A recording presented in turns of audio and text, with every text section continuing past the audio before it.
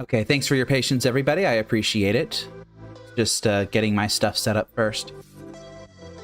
Okay.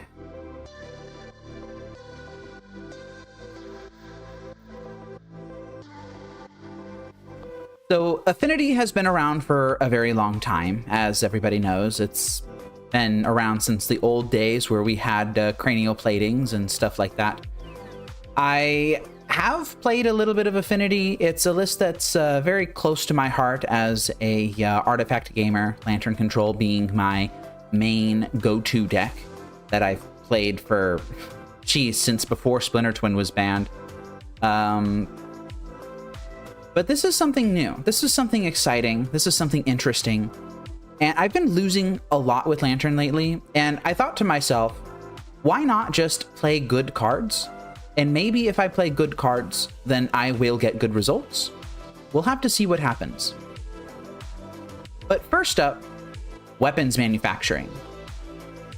Whenever a non-token artifact you control enters, create a colorless artifact token named Munitions with, when this token leaves the battlefield, it deals 2 damage to any target. This is an enchantment for 1 in a red, 2 mana value total. So the interesting part about weapons manufacturing is that the munitions tokens that it creates trigger when they leave the battlefield. They don't necessarily need to be sacrificed or destroyed. They can be bounced with something like, I don't know, a displacement wave, for example. This is something that I'm going to try against slightly more aggressive strategies. Maybe bring it in against decks that I expect will lock me out of the game with stuff like Clarion Conqueror.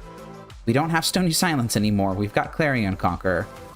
I am not sure how well this is going to perform, but it seemed like a fun little combo, so we'll have to see what happens. There was a list that went really, really deep into the Pro Tour for Edge of Eternities, and I can't remember the name of the person who piloted the list, but I watched some of their gameplay, and they frankly did an excellent job, I think. So I'm going to copy their list with some small adjustments. I felt like 2 engineered explosives is probably more correct than 3 after the testing that I've done, and I did do testing. And I didn't like having triple Tormod's Crypt. I went and brought that down to 1. I think that was fine. And instead, we've got our trusty Memnite Ornithopter split. But we also have, in the main board, 2 Arcbound Ravager. Now, this is a card that caused many a headache for control players and people with removal of any type back in the day. And pairing this with weapons manufacturing is frankly disgusting. Being able to sacrifice your munitions at will to deal damage wherever you want is very difficult for a lot of decks to be able to handle. And even if they do somehow manage to get a kill spell for Ravager on the stack, you can either just make it big enough to where it's not going to die to a burn-based removal spell, or you can simply sacrifice all of your munitions, maybe a spare Mox Opal that you have lying around, and put all those counters on, I don't know, a flying token from Pinnacle Emissary, maybe an Ornithopter, maybe, heaven forbid, a Kappa Cannoneer. Arcbound Ravager is a very good card. And I tested 3 of these. 3 felt like too many. I brought it down to 2. We're going to see how that goes today. This list has 1, 3, 7, 11, 12, 18 zero drops in it. That is a lot of zero drops. That is nearly a third of the deck being zeros. Zeros are just so good with Pinnacle Emissary, Kappa Cannoneer, and of course you've got the traditional affinity spells like Thought Monitor and Thoughtcast. I don't know. It's fast, it's strong, it's resilient, it's powerful. Oh, and of course the munitions tokens dying when you get hit with the Wrath of the Skies. That's great. Let's go ahead and run it. I will get started with round 1. I'll be back in just a moment.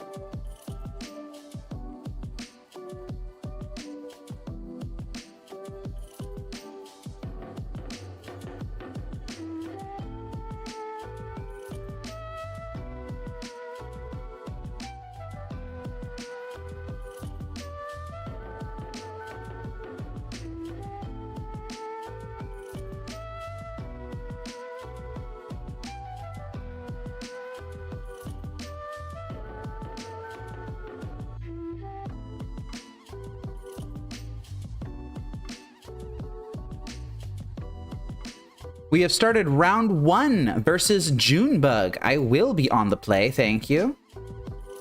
What does this hand do? This hand does Spirebluff Canal into Springleaf Drum, into Ornithopter, into Tormod's Crypt, into nothing, I guess. I could cast Thoughtcast on turn 2. Do I really want to try and shoot for a better 6? I don't think so. I think I'm just going to keep this.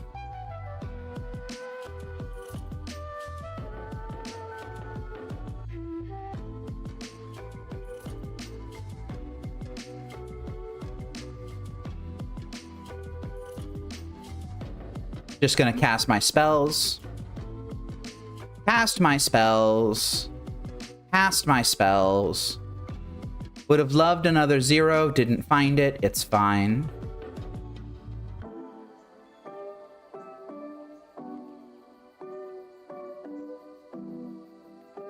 Ah, and we're playing against a Belcher. Belcher did take down Pro Tour, what's the set? Edge of Eternities. I really wonder how this deck's matchup is against Belcher. Urza Saga, get down. And I think I will just fire off a Thoughtcast now. Mox Opal, huh?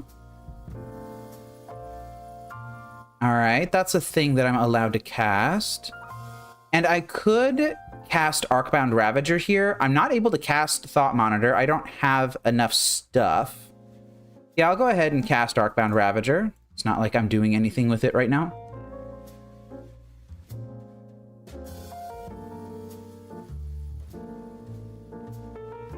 My opponent is unable to do anything about this, except for a Disrupting Shoal, I suppose. Okay, that's fine. They do play Disrupting Shoals, don't they? No main board Pithing Needle in this build. That Pithing Needle is in the sideboard. Thundertrap Trainer. Thundertrap Trainer. There we go.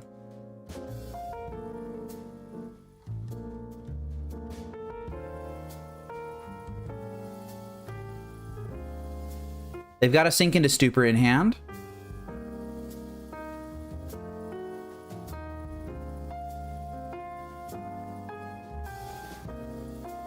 Okay, so I'm going to... I could play my Fiery Islet right now. I don't think I'm going to. 1, 2, 3, 4. Create a construct. That would be 5. I guess I would still have to cast Thought Monitor by playing the Fiery Islet and then tapping something else. I think I will do that, actually. Just go ahead and create the construct. Fiery Islet, Thought Monitor. Gonna have to pay 2 for this. Yeah, just try Disrupting Shoal that, huh? And we have Kappa Cannoneer, which I cannot cast right now. I think I'm just going to hold everything.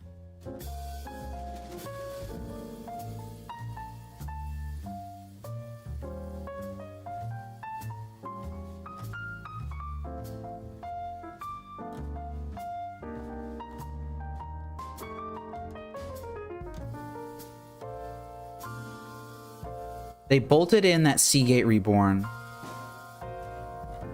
Looks like they're trying to do something here.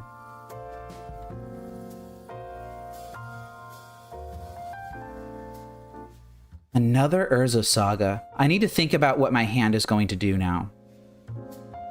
So I could force the issue on the Sink into Stupor by grabbing a Lava Spur Boots, creating a construct, and swinging. I think weapons manufacturing is not really in the cards here. I just don't really have a good way to take advantage of that right now, I think. But I have a decent way to take advantage of, say, Urza Saga, create construct into equip Lava Spur Boots, get my thing bounced, into swing out, maybe not even swing out, keep Ornithopter back, into Urza Saga, drop Oh, I could Urza Saga drop weapons manufacturing, then play Opal, then play Kappa. I think I could do that. All right, let's go ahead and sequence this turn then. It starts with the construct.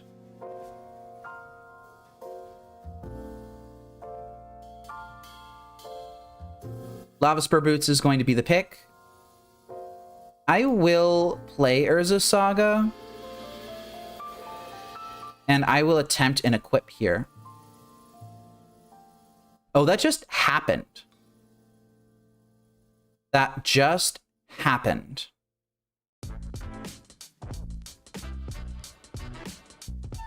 I don't think I'm going to do anything else.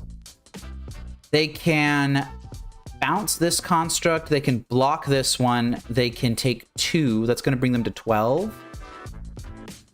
And then I still have manufacturing into Opal into Kappa. Okay, I'm just going to swing out. And I'm going to force the issue.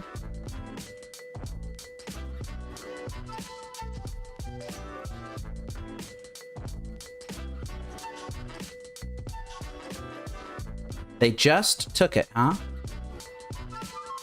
Okay, well, they are holding open Sink into Stupor here. They have a card in exile. That's the Thundertrap Trainer, huh? From the Disrupting Shoal earlier. So they're not about to pop off with a Lotus Bloom anytime soon. I don't think they have a way of getting a card into the graveyard. If they have double Whir of Invention, or if they have Whir of Invention into...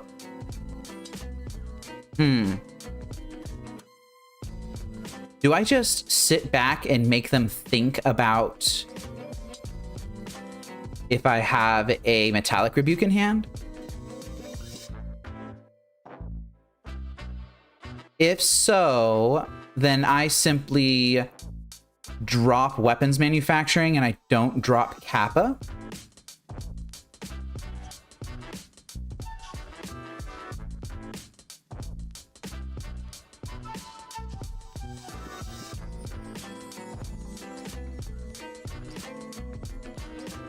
And I'm going to make them... Oh, I guess I couldn't have dropped Kappa anyway because I didn't have enough artifacts to improvise it.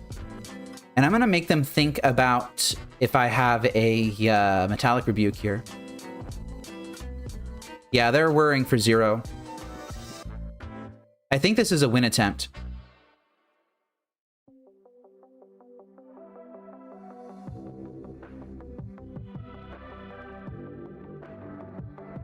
Oh, they just conceded. They didn't have it.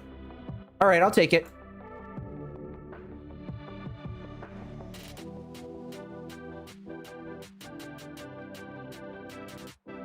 So I did write up a very short sideboard guide, not really anything inspired by anyone with any sort of knowledge of how to play this deck, just what I thought would be correct.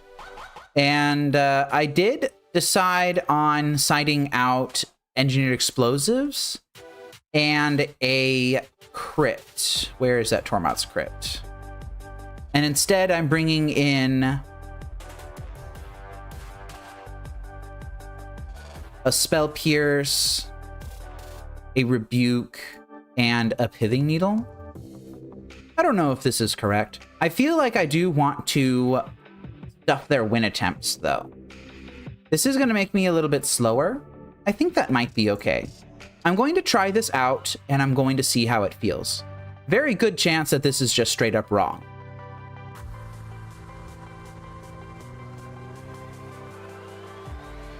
And yeah, why not? I think you were correct. They should have worded in response to the second Opal. What does this hand do? Not all that much, honestly. I don't have any artifacts in hand except for this Kappa Cannoneer. I'm going to mulligan. I'm going to try to find something better. Yeah, see, this is already better. I'm going to keep this.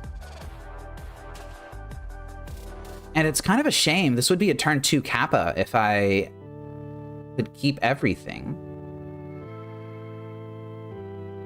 1, 2, 3, 4, 5, 6 Kappa. But now I'm going to have to draw something.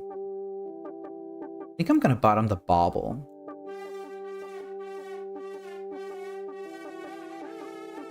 And this is just my attempt at aggroing them out. I don't know if it's going to work or not. I can still drop turn 2 Kappa. If I draw something good, I don't need another Kappa. I did not need another Kappa.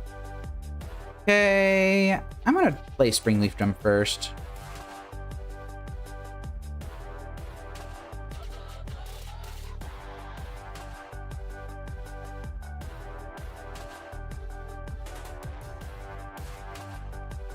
All right, I need a 0 now.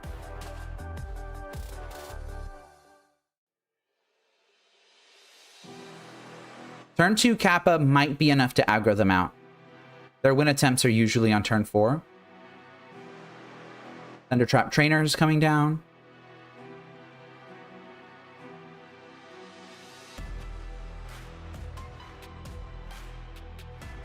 You know, why not? You got a very good point. Consigned to Memory hits more than I gave it credit for, doesn't it? That is a Thought Cast. That is notably not a 0-drop artifact, but that is a Metallic Rebuke. I can't really do anything else right now. I've only got 6 permanents in play.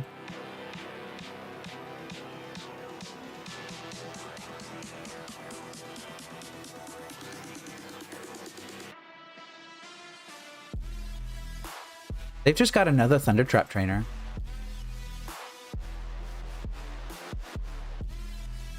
Oh, I'm so silly. I didn't even take a look to see what they grabbed off of the first Thundertrap Trainer.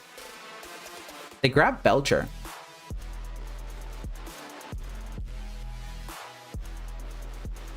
I think they might have it, y'all. I think they just might have it. Certainly not going to burn a Metallic Rebuke on a Thundertrap Trainer. Yeah. Not looking great.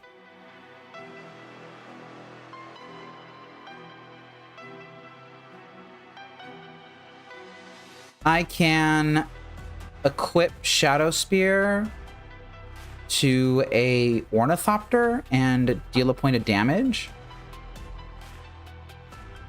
That would leave me open to specifically what? Jwari Disruption? I don't know. I feel like I'm just going to hold things back right now.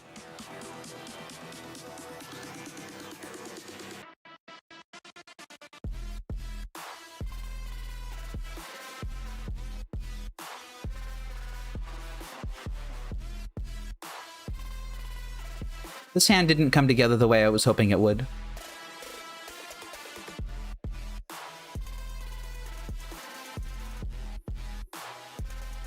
Am I going to Metallic Rebuke this Lotus Bloom? They have Belcher in hand. I think I'm going to do it.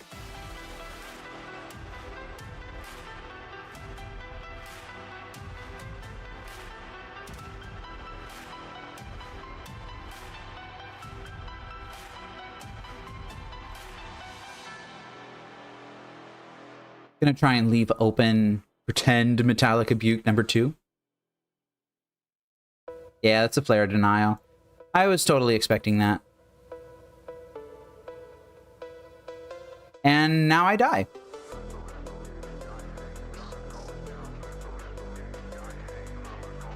Yeah, now I die. I'm gonna take a look at their list.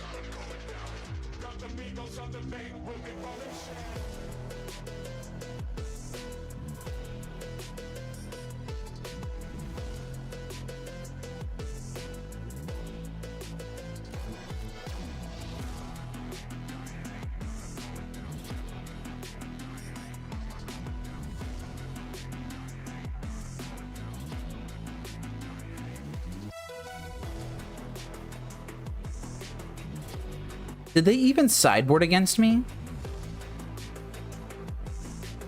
They might not have even sided against me at all. That's wild. What am I even seeing that is different? Oh, they had a... No, they didn't have a fourth... their second Char Belcher in hand. Okay. They got a Stern Scolding. They've got Into the Flood Maw. So that's on top of the Sink into Stupors.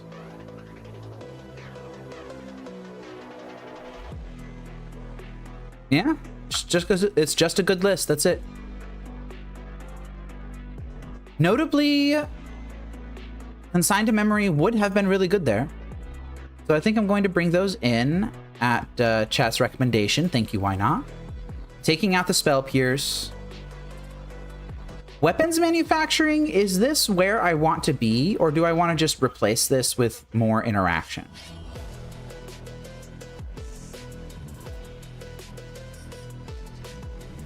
I think I want to take out the weapons manufacturings and bring in more interaction.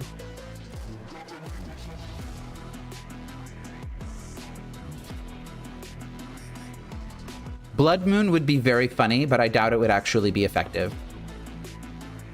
I would like to play first, thank you. Okay, yeah, we keep these hands. Got double Pinnacle Emissary in it. Unfortunately, no way to cast double Pinnacle Emissary on turn 1. But, you know, it's fine.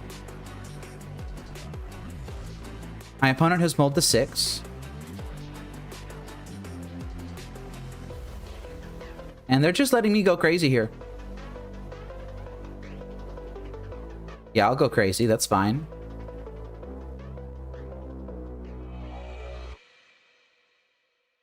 I'm going to wait until their upkeep, and then I'm going to fire off this Mishra's Bubble.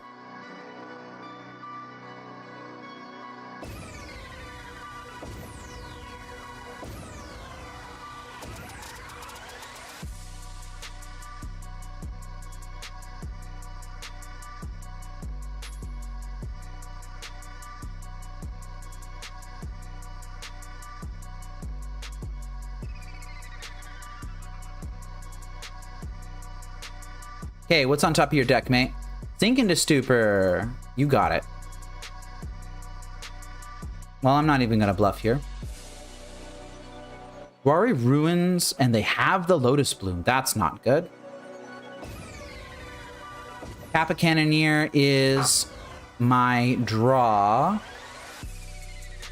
So I can Warp Emissary again into Opal Kappa. I think that's okay.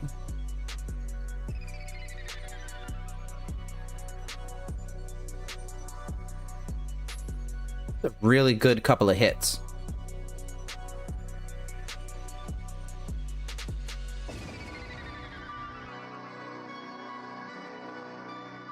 Oh, wait. I didn't tap this for blue. There we go.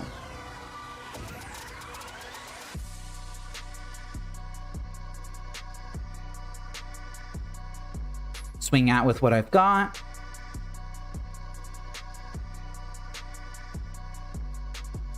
And pass turn again.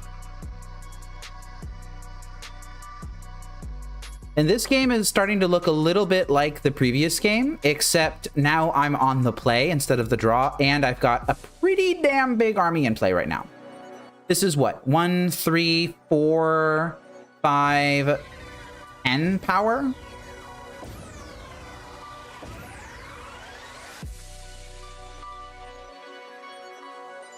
They took the Carbelcher.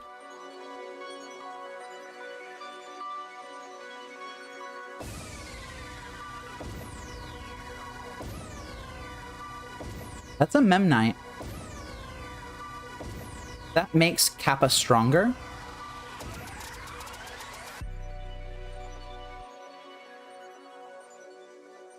Okay, I'm gonna swing out.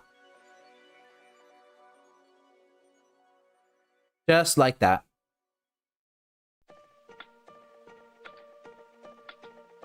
And they're at 4. They really need something good here. This Lotus Bloom's not going to come off suspend for another turn. And I have Metallic Rebuke to back this up. And they conceded. Yeah, I figured that was a difficult position to be put in. Oh, yeah. Taking out weapons manufacturing here, I think, was the correct play. I didn't really anticipate that being correct when I was making my sideboarding guide, but having a slower hand just wasn't going to work. This Kappa Cannoneer really did some work. That was really strong. Okay, on to round 2.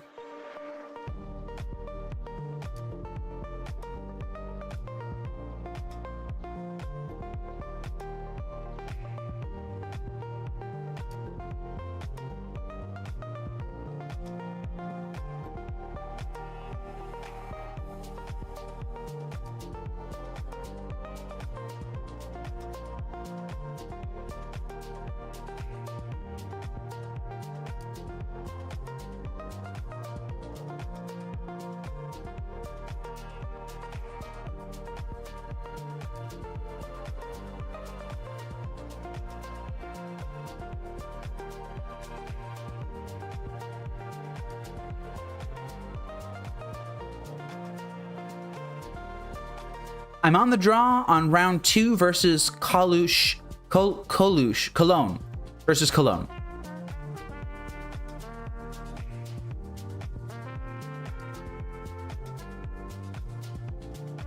The hero's taking a second to decide if they want to be on the play or not. Maybe they're playing 8-rack.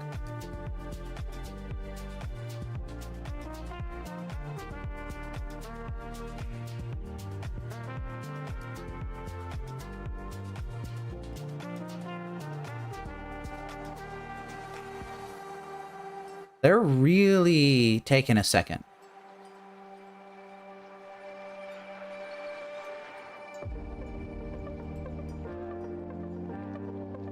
Well, I don't know about y'all, but I'm gonna kick up my feet and relax. Oh, yeah. Rest time. I get plenty of this when I'm playing Lantern. That's a joke. No, I don't. Okay, we've got a starting hand. This is turn 2 weapons. I can't hold open this Metallic Rebuke unless I vomit out the Ornithopter and Memnite on turn 1. This might be a mediocre hand, but I'm going to keep it.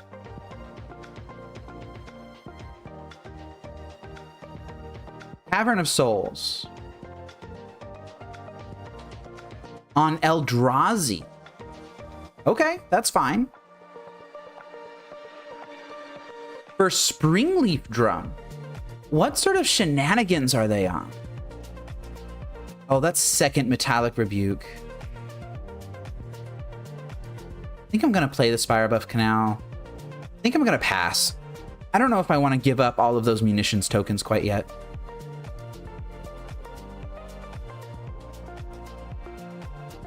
Cavern of Souls, Springleaf Drum.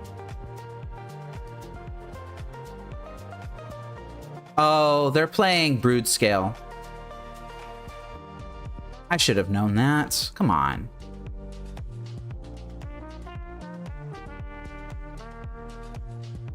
Haywire Might. Alright, that's okay. Into Stirrings. Into Saga. Into this has to be the Rumble. Yeah, there we go.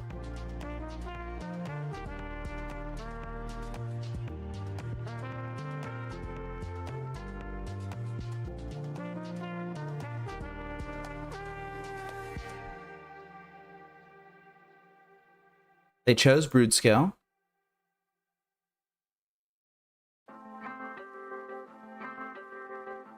Am I about to be comboed out? I have a bad feeling I'm about to be comboed out. And that I kept a mediocre hand and that's just not good enough.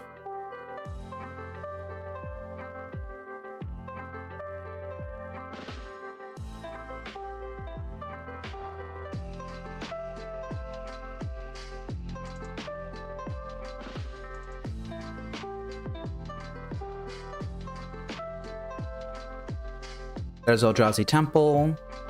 And here comes the Brood Scale.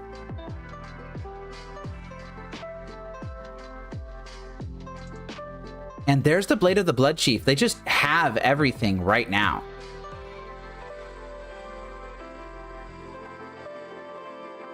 But they don't have infinite damage quite yet. They can just make it infinitely large at any time they want.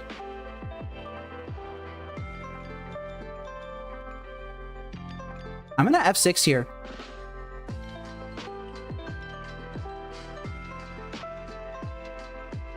No infinite damage yet.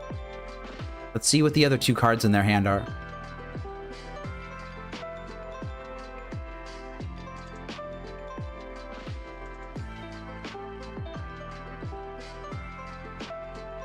And I'm dying with 2 Metallic Rebukes in my hand. Maybe I should have slowed down and rebuked something.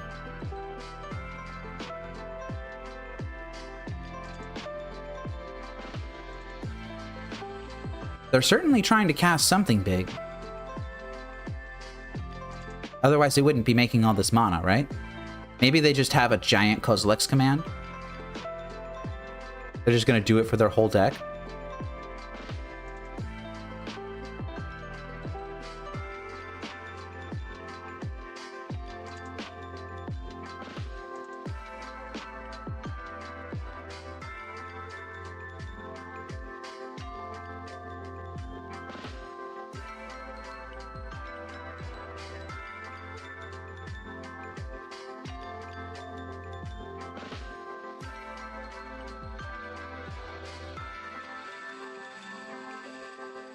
Maybe we'll get them on clock, huh? Just maybe. Nah, I've died with them having like 30 seconds on the clock or something after game 1 that took, geez, like 25, 30 minutes, I think.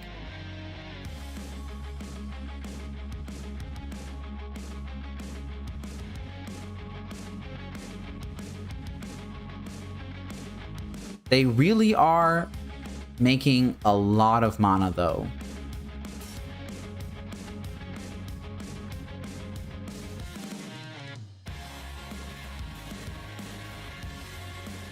Is that enough mana for you? Here we go. Yeah, it's 𝗟𝗟𝗩𝗘's command. It's gotta be, right?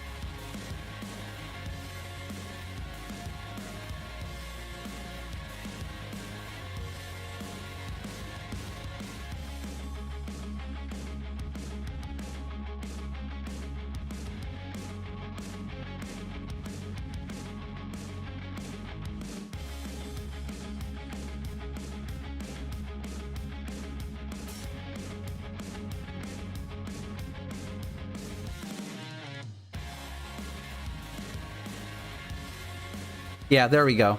𝗟𝗟𝗩𝗘's command for 41.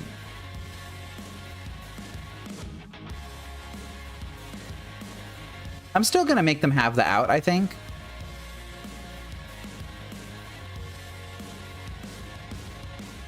But let's think about this. I could have just dumped Midnight Ornithopter on turn 1, and I could have held open Metallic Rebuke. And then I could have held open Metallic Rebuke again on turn 2. If I'd done that, I would have been able to counter what? First Malevolent Rumble? And then I would have been able to counter Blade of the Blood Chief. That would have bought me a little bit of time. Not a ton of time, mind you, but a little bit of time. I think I would have still died eventually. I just didn't have a particularly strong hand. Maybe I should have fished for a better one.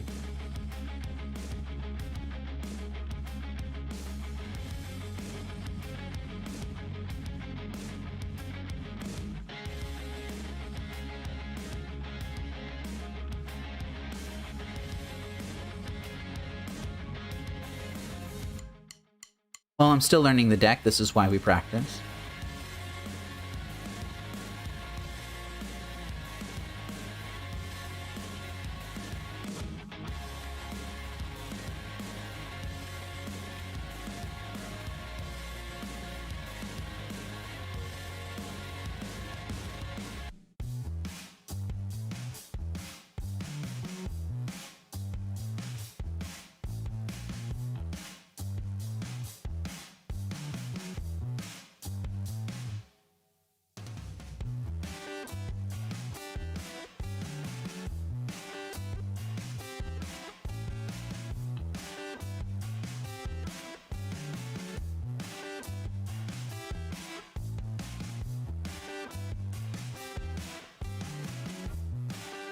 They scryed 2 to top and 39 to bottom here.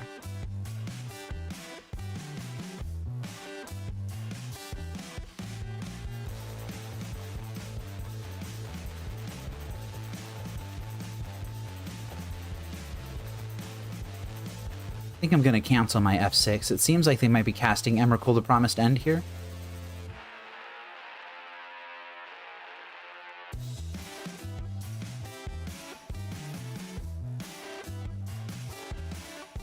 No, they're going quite a bit bigger than that.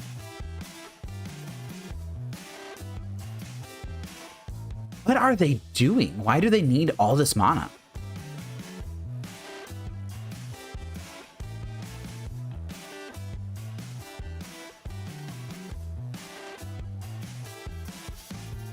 Are they firing off second 𝗟𝗟𝗩𝗘's command?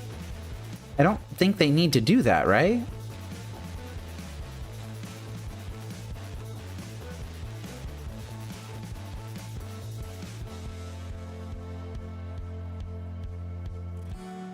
And I feel like maybe they shouldn't have tapped their Basking Brute Scale, although I guess it couldn't attack this turn anyway, huh?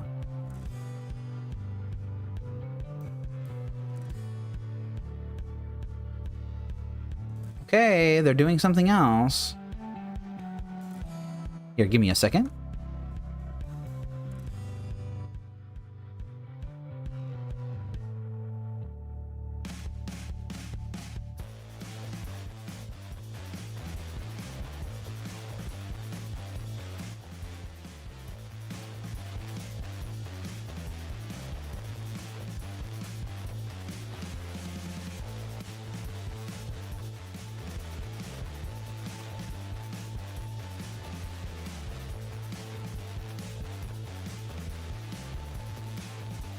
I can assure you that you haven't missed anything.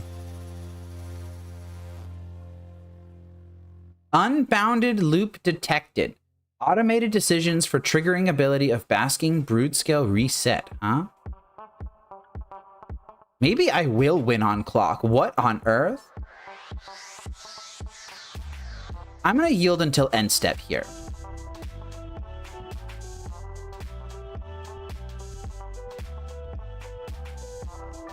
And yeah, Basking Brood Scale does say May.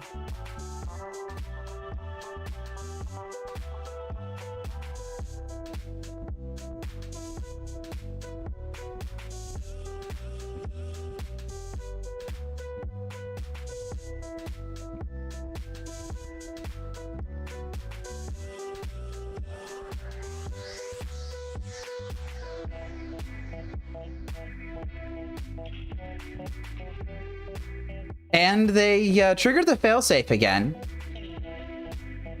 I think. They're definitely doing something. Listen, if I get to sit here for 30 minutes and get a game win or a match win, I'm taking it, right?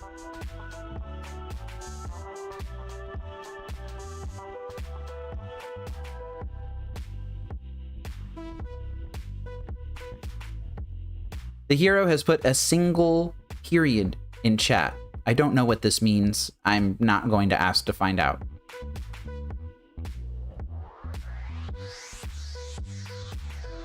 So it's nice to know that their win condition that they chose this time was Walking Ballista. Oh my god, they triggered the Unbounded Loop Catcher again. I don't think they needed to make quite that much of a mess. But they did, and it worked.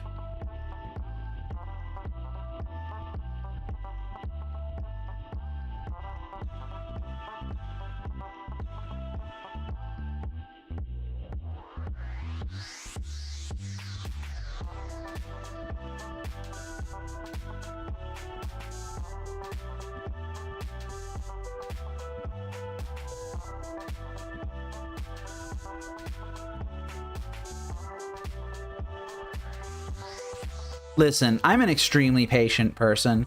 I play Lantern Control as my main deck. I have to be.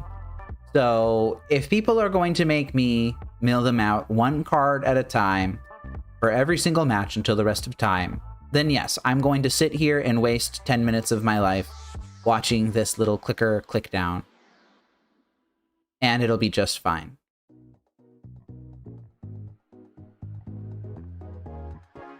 There we go. I'm dead. Oh, jeez. All right, how do I want to sideboard in this matchup, huh?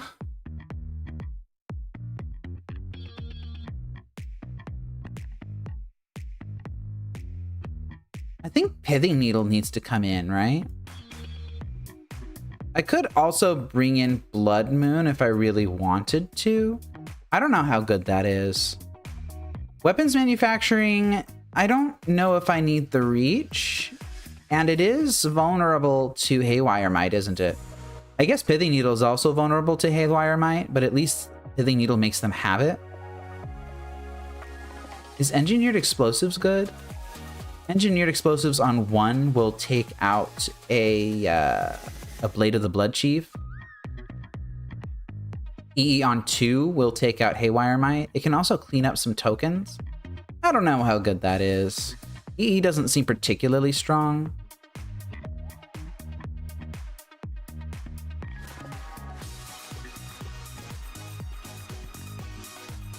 I'm looking at these consigned to memories. Basking Brood-Scale is colorless. In fact, a lot of their stuff is colorless. I think I'm going to bring these in, actually. I think consigns are good. I think weapons manufacturing might just not be where I want to be right now. I think I'm going to take that out. I don't know if I like this sideboarding plan. I'm going to try it. I'm going to see what happens. But I'm not particularly enthused about it.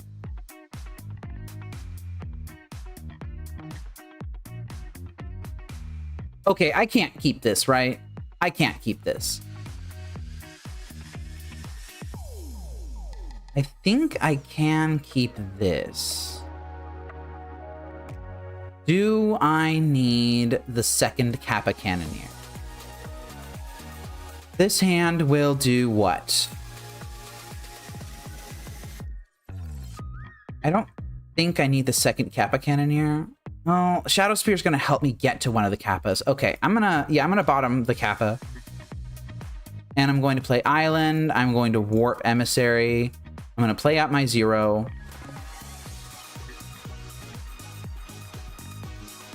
And I'm going to pass.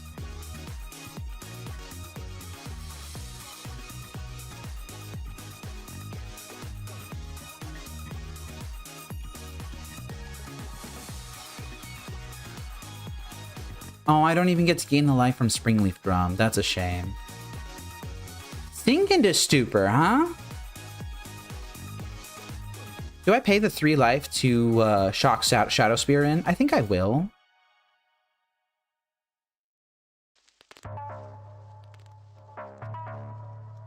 That means that I can swing for 1 this turn. Leave open Rebuke. The most obvious rebuke in the entire world, I might add.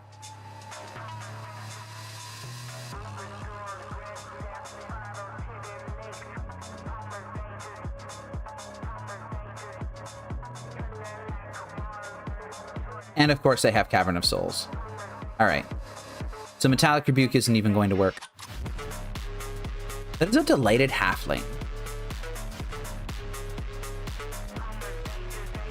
Do they just have this because it can tap for colorless?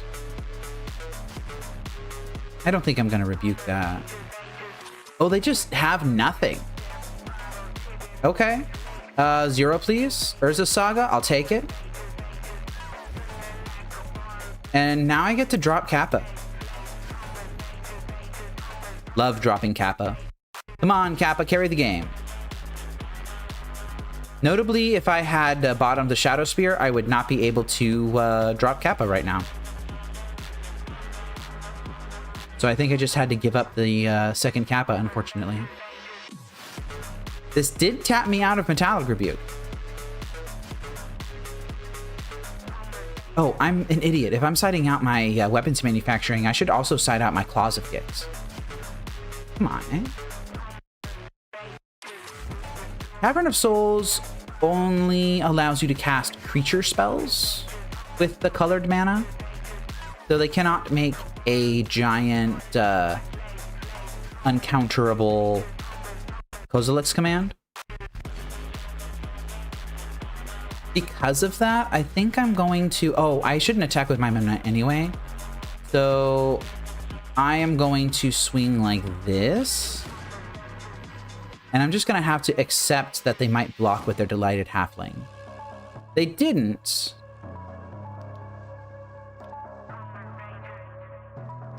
Here comes something.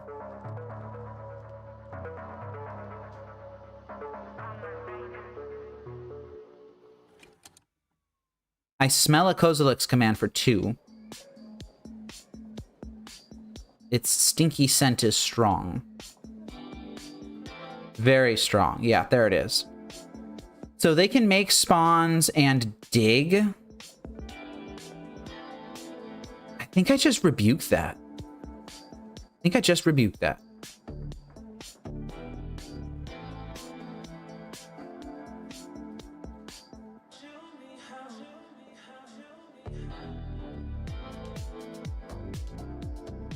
And I should have played out my Spire Bluff Canal. That was just sloppy play for me, I think. I'm not bluffing anything right here.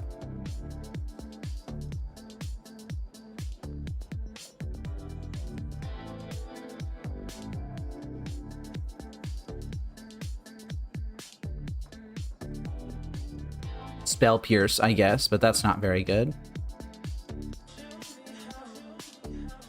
All right, Saga number 2 has come down for them.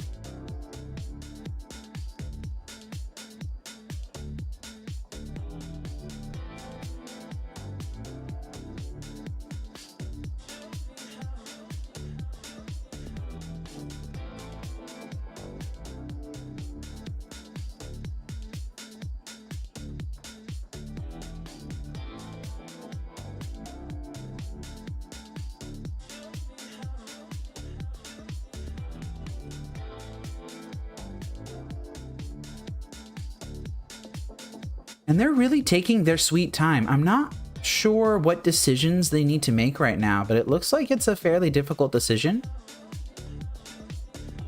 Do they just have the win in hand and they're trying to play around Spell Pierce?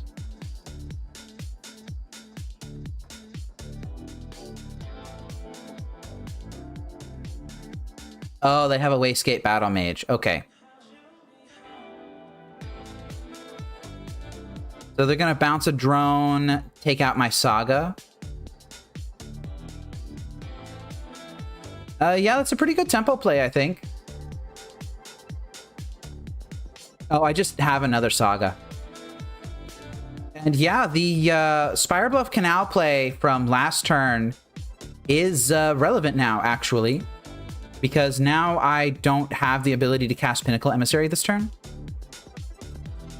Just go ahead and equip Kappa Cannoneer. And swing.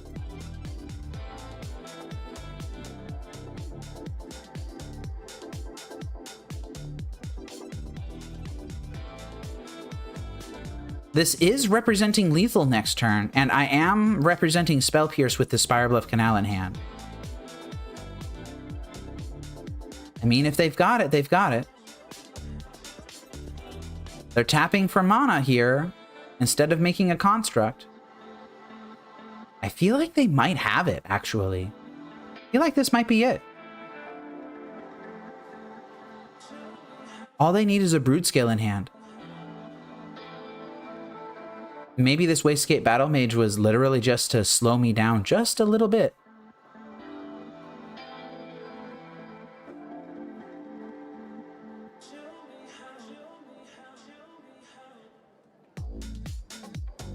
Although they're really thinking about this. Maybe they don't have it.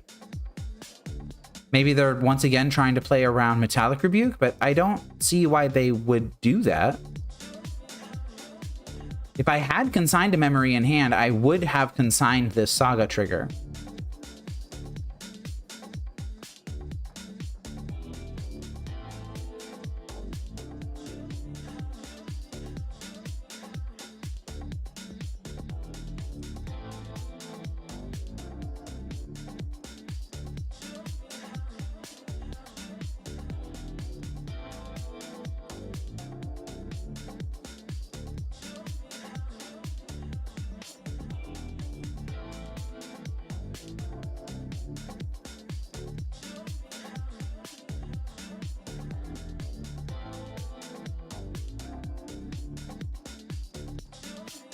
They're really taking their time on this.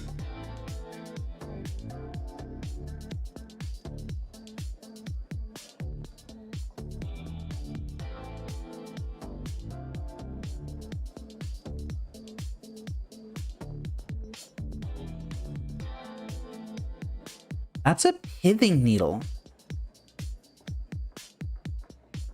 Are they just gonna name Urza Saga?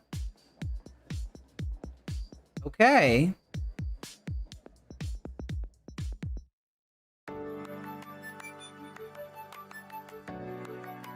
Well, they're doing something. Kozilek's return? They paid red. Fire Spout. 3 damage to each creature without flying. And it's cast with red. So it doesn't deal damage to creatures with flying, but none of us have flyers anyway. Yeah, okay. You're somehow going to take out my Kappa Cannoneer? Wow, second Fire Spout. Okay, that did it. That took out Kappa Cannoneer. That's how you do it. And this Spire Bluff Canal once again causing trouble.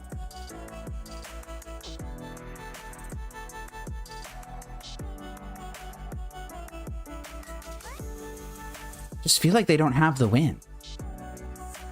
That was a really good line from them, though.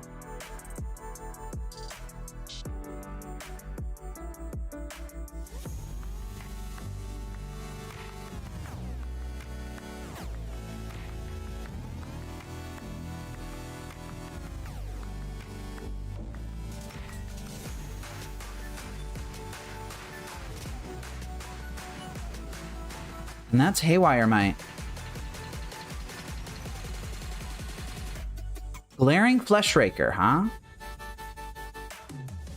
All right, we're gonna start slugging stuff out. This is great. I can't pop this. I can't make a construct off of this. But I can play out Mishra's Bauble here. Let's see what I want to grab. They clearly don't have any part of the combo, so I'm not going to worry about that.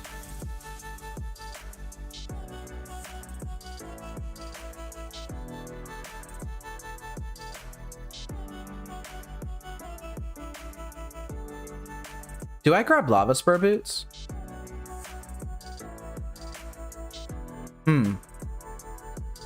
They are holding open Haywire Might right now. So basically anything that I grab is going to eat a Haywire Might. I think that I need to make sure that the thing that I grab is the hardest thing for them to answer.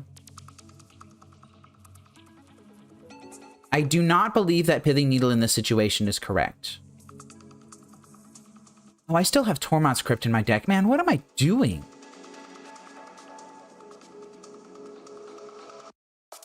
Do I get a creature? I don't think that's right. I think I might just get Lava Spur Boots. I'm gonna go ahead and cast this guy now.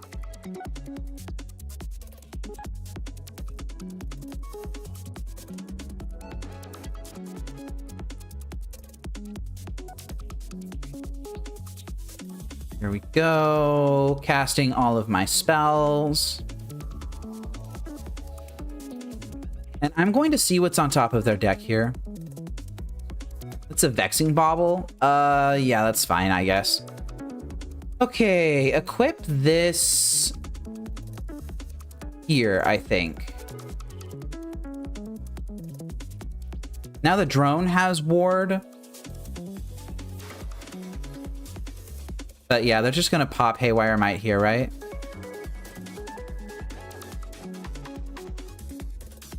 There we go. There goes the Lava Spur Boots. And that's all I got. They're gonna drop the Bauble here. Uh-oh, they're doing something.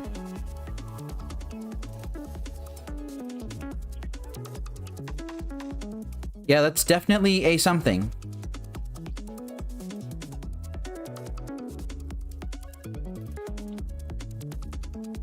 Okay, I'm taking a lot of damage very quickly. That's just what Glaring Fleshraker does best. I'd love it if they just cycled it immediately, but they didn't. Shame. Fortunately, this Pinnacle Emissary happens on cast. So there's still a decent chance that I can recover from this.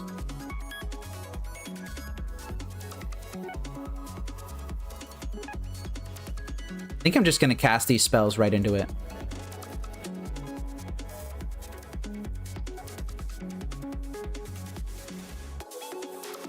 Good job. You got your countered spells.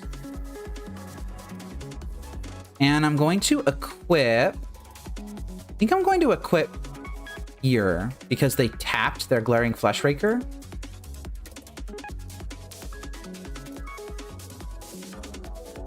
And I am the beatdown.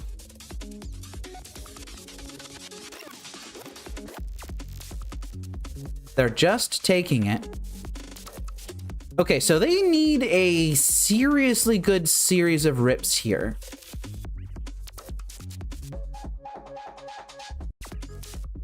Cracking Vexing Bauble.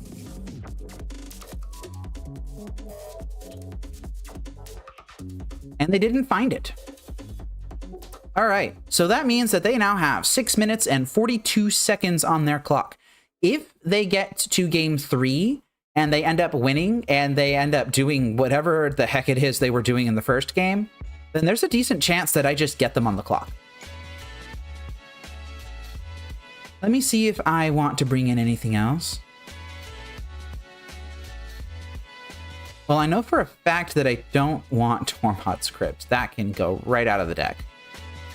Do I want these Galvanic Blasts?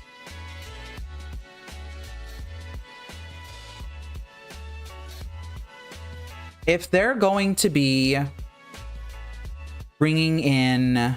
Well, not bringing in. If they're going to have the Cavern of Souls, then Metallic Rebuke's kind of bad. Yeah, I'm going to bring in Galv Blast. Let's reach on top of everything else. Oh, right. I have another card that I need to bring in. Well, do I want Blood Moons? I don't think I want Blood Moons, especially when I'm not on the play. All right, the Miser's Metallic Rebuke can come back in.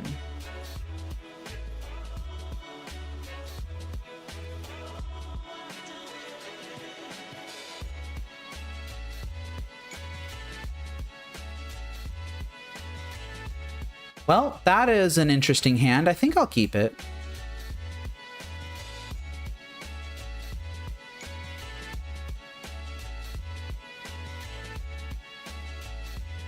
Pithing Needle right off the bat, huh? Just straight up on Mishra's Bauble? I don't even have that card in my hand. Come on. I feel like that's a bit of a waste, yeah? Now, talking about things that are a bit of a waste, I could Pinnacle Emissary into EE on 0 into Memnite right now, or I could wait a turn, hold open Galv Blast in case they drop a Brood Scale, and then just do the same thing next turn, except I also get a Pithing Needle of my own. I think I'm gonna wait. I think I'm going to have a little bit of patience here.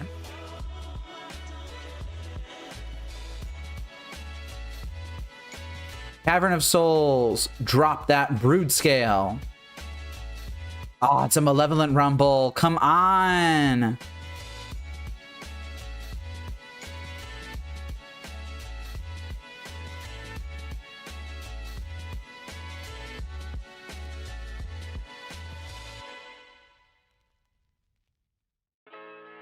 They chose Eldrazi Temple. They had a Blade of the Blood Chief in that pick, but they chose Eldrazi Temple instead. That kind of worries me. Makes me wonder if I should be holding open Galvanic Blast here. Yeah, I'm going to hold open Galvanic Blast.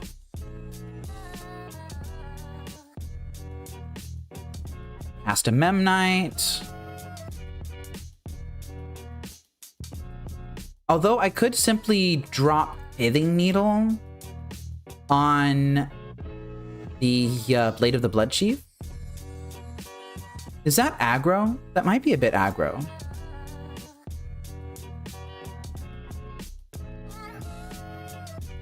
What happens if I do that? They'll untap, they'll go to 4. They will Haywire Might. Yeah, they can't do everything that they want to do if I just drop Pithing Needle right now. So I think I will do that.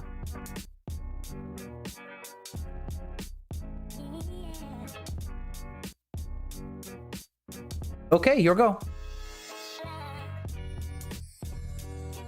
Top Monitor is online, actually, for a single blue pip. Ancient Stirrings is their cast here. What are they going to find, though?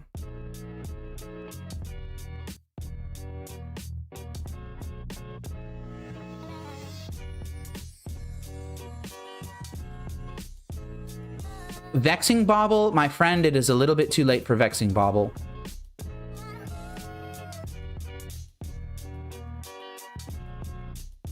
They think so too.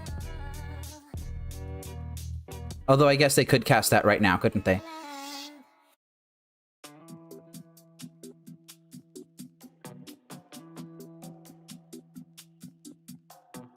All right, that's an island. I'm gonna hold that.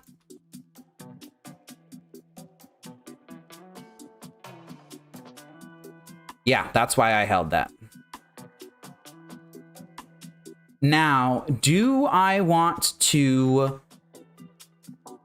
play my Kappa Cannoneer right now? Or do I want to be patient and hold up Galv Blast?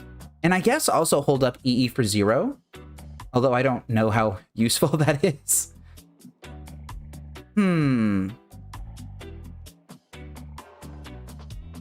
If I hadn't dropped the Urza Saga, then I could have Kappa'd now and held up Galv Blast. I think I'm going to be patient.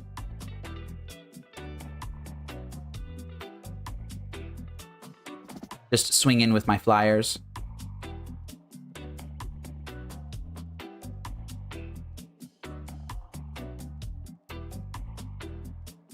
I'm gonna hold everything open.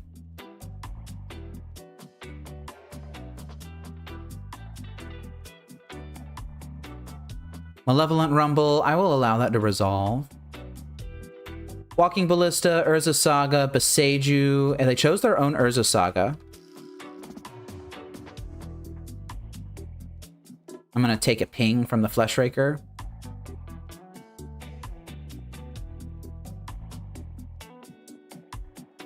They're choosing to hold everything back. I am going to Galv Blast their Fleshraker now.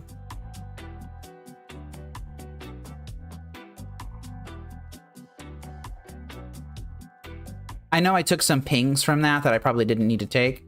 I think that's fine. Now, what do I want to do? Do I want to simply hold everything open? Do I want to warp in Pinnacle Emissary? I think that's bad. Do I want to cast Thoughtcast? I think that's bad too. I kind of just want to hold open Construct and Galv Blast. I'm going to do that. I'm going to swing out with literally everything. If they choose to chump here, that's fine. They didn't choose to chump.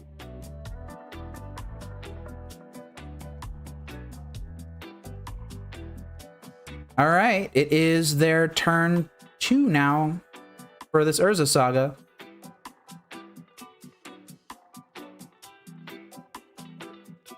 That's a Haywire Mite.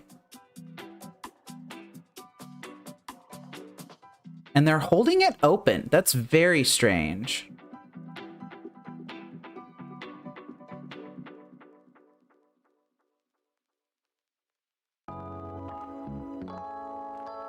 I'm going to create the construct now.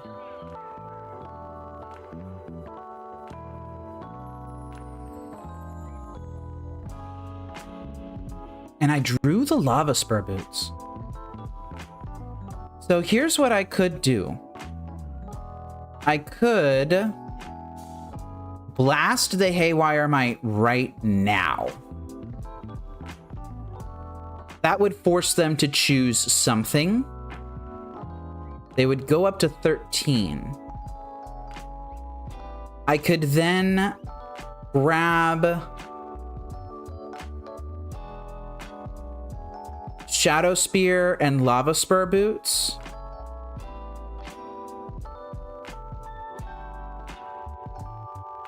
Would that be good enough? Because I could blast them, grab Shadow Spear, equip Lava Spur Boots. Could I kill them if I did that? They would go up to 13. They would make a construct. The construct would be...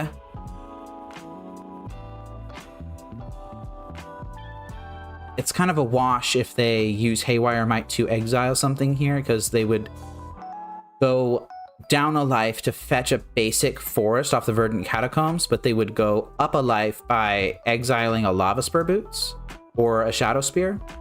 Although I guess if they... No, because I would be making them do it now, right? So I would be able to keep both Lava Spur Boots and Shadow Spear. So they'd have to use Haywire Might on something else, something that's less effective. So I get both of the equipments. They just get to stay. Urza Saga and Vexing Bauble are not in hand anymore. I don't know why I still have those up. I could simply grab Shadow Spear, equip my Construct with it, swing out for 5. That would put them to 6.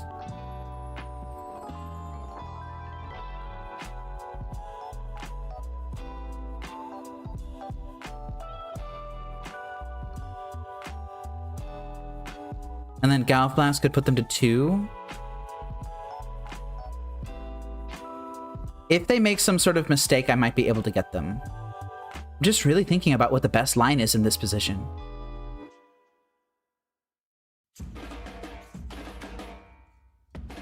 I don't think I can kill them. Don't think I can kill them. That's the problem.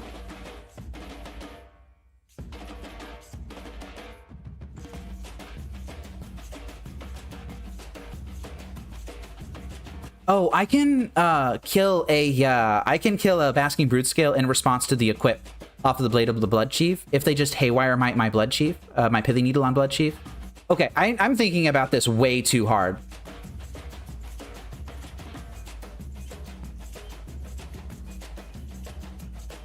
Leaving behind a Construct as a blocker. And I'm going to grab... Do I grab Shadow Spear? Or do I just grab another blocker? What am I trying to play around? I feel like I might want another blocker. And I feel like the Shadow Spear is just not particularly necessary. 2, 5... I'm swinging with everything right now. That means that they would block Construct. They would block and kill Memnite, possibly. I really don't want to die to... Well, they can't haste anything in. So a blocker's not really necessary. I think I'm just going to grab Shadow Spear. And I'm going to swing in with what I've got.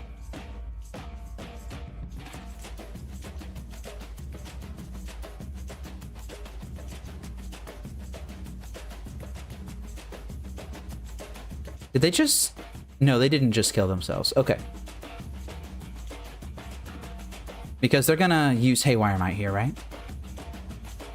Yeah, they're taking the Blade of the Blood Chief out with them. Okay, well, there's no point that I could have cheesed them out with this Galv Blast. They fell to 7 to do that. They're falling to 6 now. Perhaps I should have gone to face with that Galv Blast on the Glaring Fleshraker earlier, huh? That's Kozilek's command for 2. They are digging. They are digging for their come up right now. Did they find it? No, they didn't find it. Whatever they were looking for, they didn't find it. All right, now let's be very, very careful here.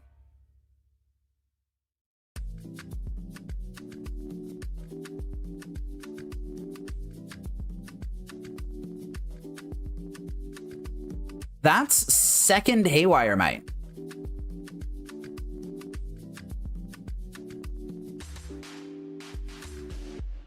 I don't feel like this is a winning play. For a Glaring Fleshraker?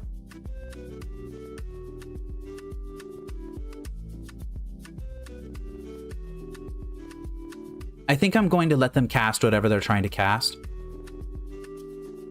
Oh, they shocked in. 𝗟𝗜𝗩𝗘. Dude, what is this?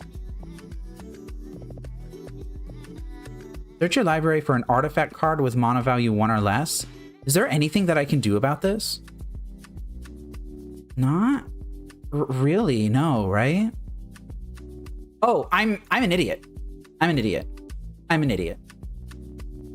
I can just Gouth Blast their face. I have Burn. It's sitting in my hand. This is why I play it. Oh, right, but they can just Haywire Might in response. Okay. All right, all right, all right, all right, all right, all right, all right. Well, your go. Maybe I should have waited for the Haywire Might there, huh? Oh, don't tell me they have it in hand. Oh, don't tell me they have it in hand. Oh, they have a Walking Ballista. Okay, so they got Blade of the Bloodchief in hand.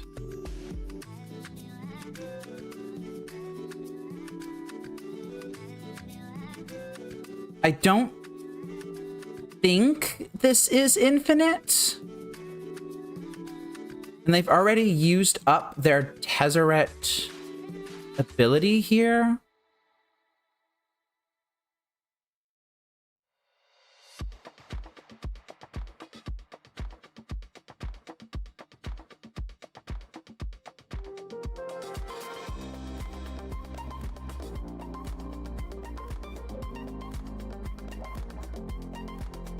This is very scary. But I don't know if it's good enough. They're gonna take out my flyer. Uh-huh. It's just whenever a creature dies, huh? Yeah, that's pretty good, I think.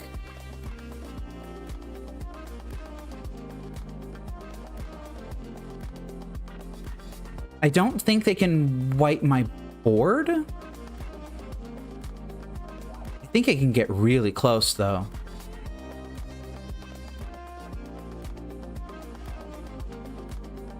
Yeah, they can't wipe my board. All right, that was good. That was pretty good.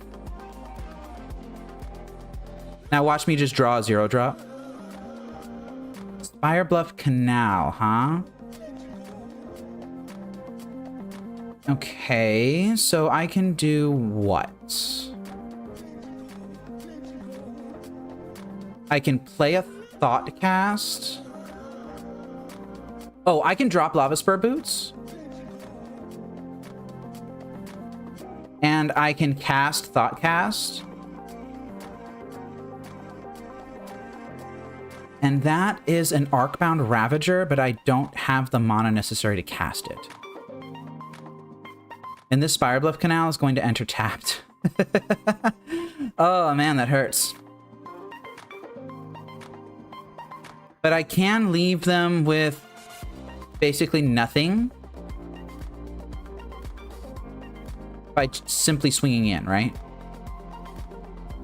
I think I could just leave them with nothing by swinging in.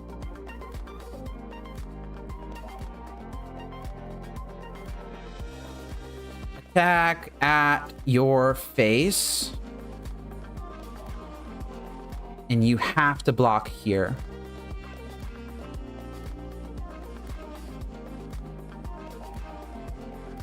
All right, they're going to deal 2 to me on the way out. Oh, they're going to kill one of my constructs. Okay, that's fine.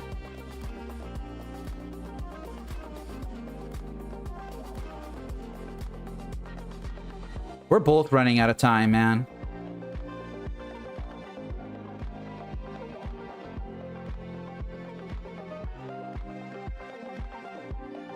They're doing something here.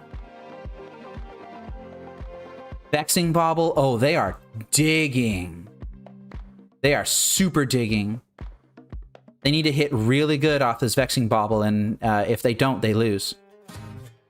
Oh my god, they found something. Fire Spout, huh? Okay, another board wipe. That will keep them alive for a little longer here. And by a little longer, I mean half a turn cycle.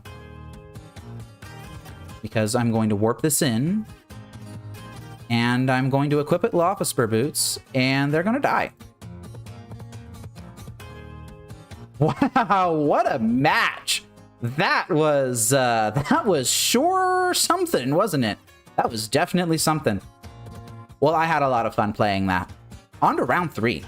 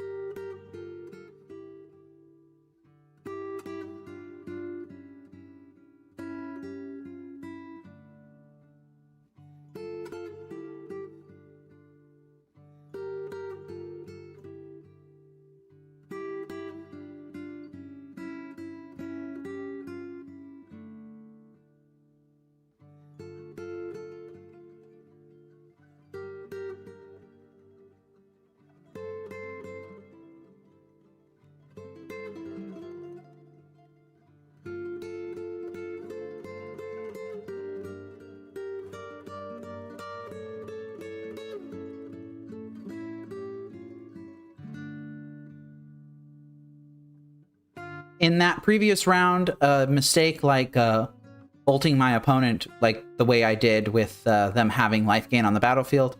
If I was playing Lantern, then I would have simply, I would have lost that game. But I'm not playing Lantern. I am playing a deck with good cards in it, so I just got carried by my cards anyway. I'm playing round 3 here versus Vampire X. Do I want to keep this hand? This hand does what? I can sink as a land on turn 1. I can then Memnite Drum. And then next turn I get to do something cool. It's not particularly strong. I have 2 Rebukes in hand. I don't know if I need 2 Rebukes. I feel like this hand is a bit slow. I'm going to try fishing for something better. This hand is better. I think I'm going to bottom second Kappa. Oh, my opponent has mulled to 5.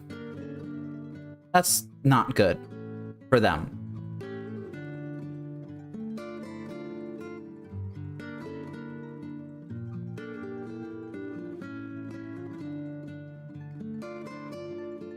The hero has suspended Lotus Bloom into Seagate Reborn, huh? All right, well, I'm wishing I had a... Oh, well, I just said I was wishing that I had a faster hand. And that will do it.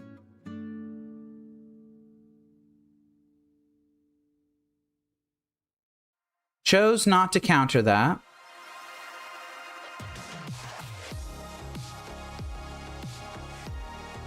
Okay, that's a 3-power board right there. I cannot back this up with Kappa quite yet.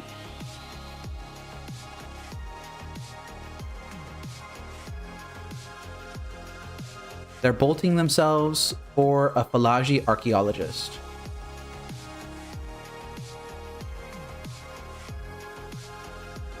They could take the Goblin Charbelcher, or if they're really desperate for mana, they took the Waterlogged Teachings, huh? Okay, they've got a Waterlogged Teachings in hand now. Unconvinced that this will be good.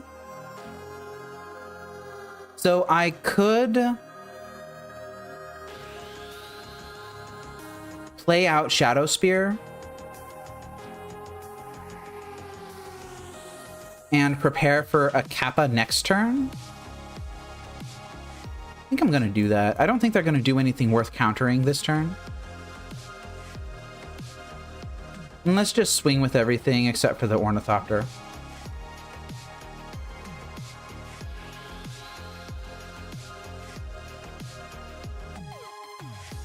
Weapons manufacturing, once again, not really having a home right now. Another Lotus Bloom in exile.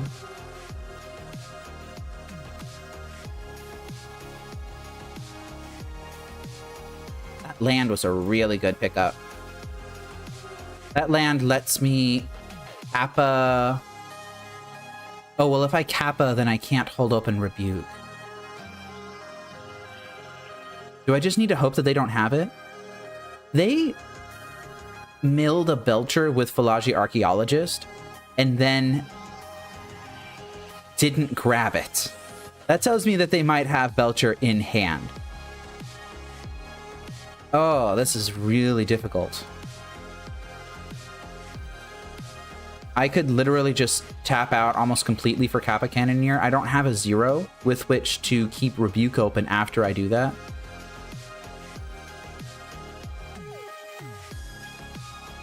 I'm going to hold open Rebuke.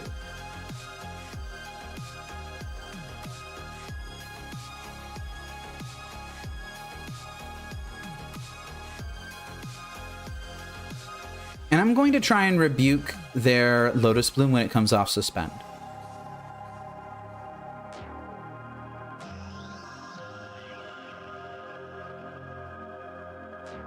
I don't think I'm going to take the gamble that I could hit a Charbelcher off of the Lotus Bloom. Yeah, they're just paying for it.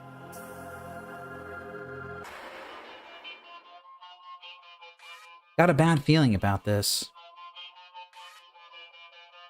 I've got a bad feeling about this.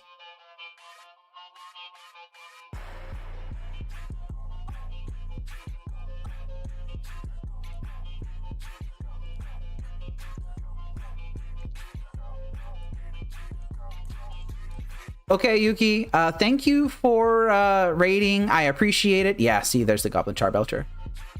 Well, I appreciate the raid. I will be checking in with you later. Hopefully you have a good time with OBS. If you need help with anything, text me. I'm not very good at responding to messages on Discord, but I will actually be looking out for you this time.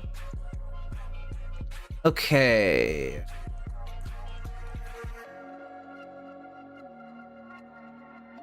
Honestly, y'all, if you could blow up this Goblin Charbelcher, I'd really appreciate it, because this has just landed and I'm going to die to it. All right, Charbelcher has hit play. I was sussy-wussy that they had Charbelcher in hand. They did, in fact, have Charbelcher in hand. I am going to play Thoughtcast, and I'm going to hope that I draw into Perfects, and I didn't draw into Perfects, although I don't even know what Perfects would have looked like in that situation. Memnite comes down, Thought Monitor comes down, and I'm spinning my wheels for no reason. I'm dead. I'm just dead. I needed one more turn. I didn't get it. Oh, I needed a lot more than one more turn, actually. I needed quite a bit more. I just didn't have a fast enough clock. Oh, and I shouldn't have conceded. This is Silly Beans play. Needed to see their list. Although I doubt that it would have been significantly different from the Pro Tour winning list.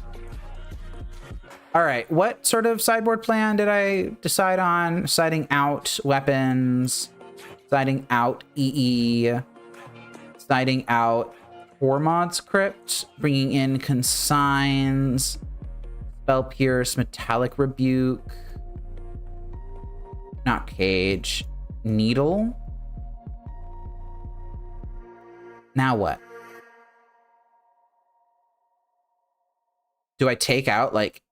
Oh, I have a Claws of Gix. Right, that needs to go. I could just bring in 2 Blood Moons, see if I can cheese them out on the play. That might work. All right, that would be fun, wouldn't it? To cheese them out on the play after they suspend a turn 1 Lotus Bloom. I think I might have talked myself out of it. Don't know what else I'd bring in, though. Could just make them EEs. I think I might do that. All right. Talk myself out of it again.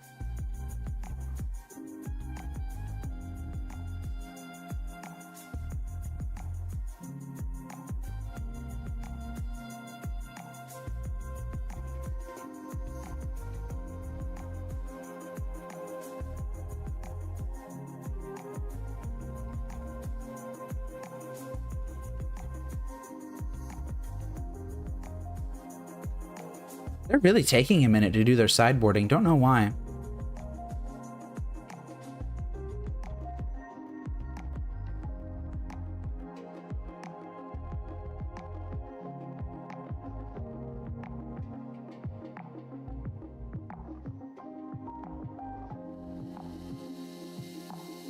They're really taking a minute.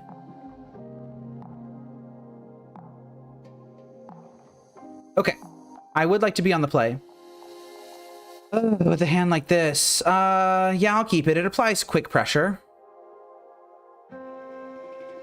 Saga, get down. Memnite, get down. Springleaf Drum, get down. Opal, get down. EE, get down? Put it on 0? Blow up a Lotus Bloom on their upkeep as a super desperation play. I can do that later. I'm gonna hold it.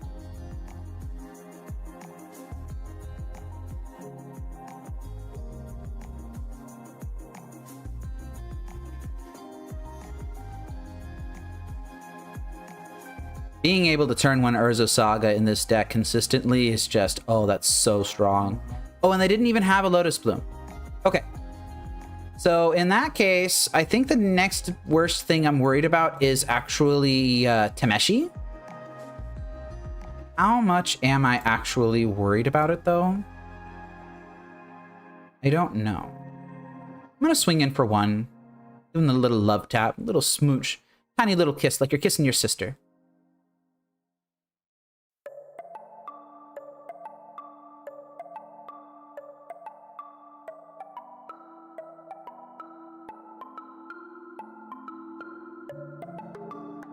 And Yuki, I actually don't really keep Twitch stuff up. I primarily optimized for YouTube, and Twitch is kind of just a thing I added on as a multiple outlet thing.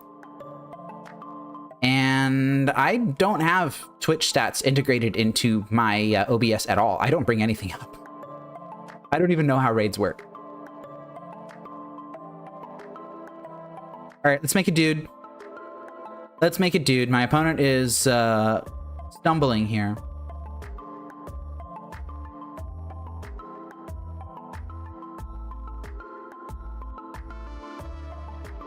And I'm just not gonna do anything.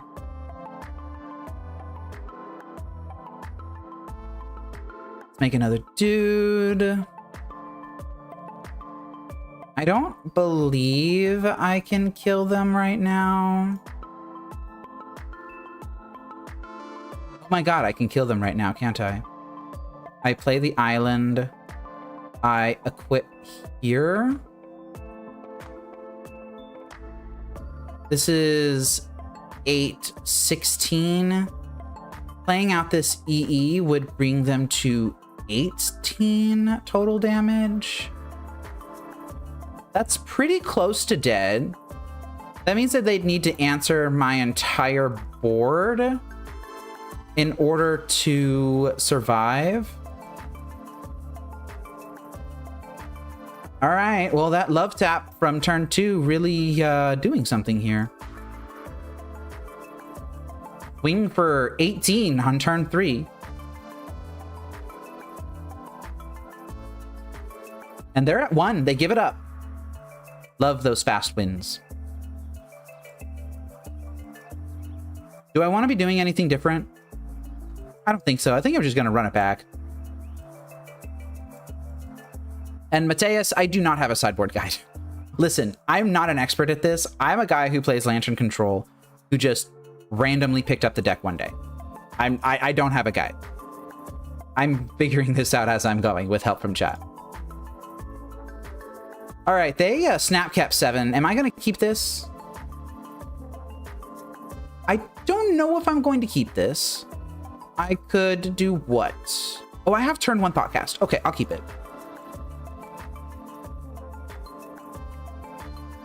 Are they going to exile a Lotus Bloom? They did.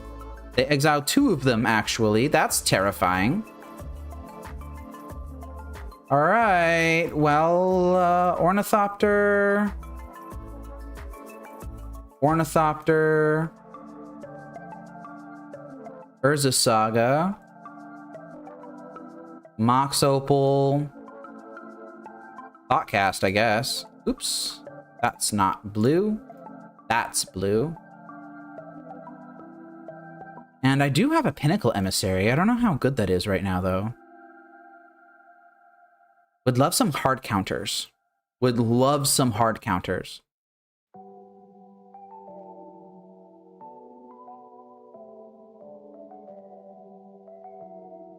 That is a Thunder Trap Trainer.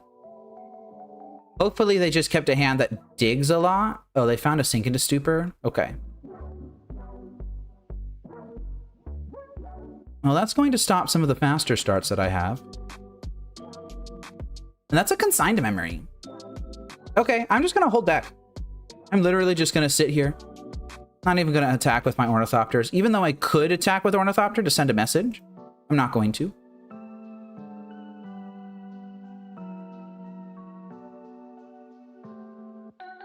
Consigning these is not what I want to do with my life.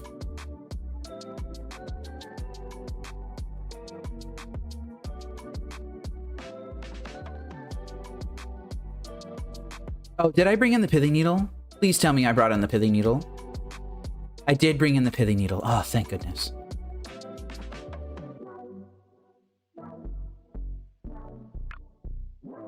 Sink into Stupor as a land is fantastic. They're not attacking either. Yeah, I can just make a construct.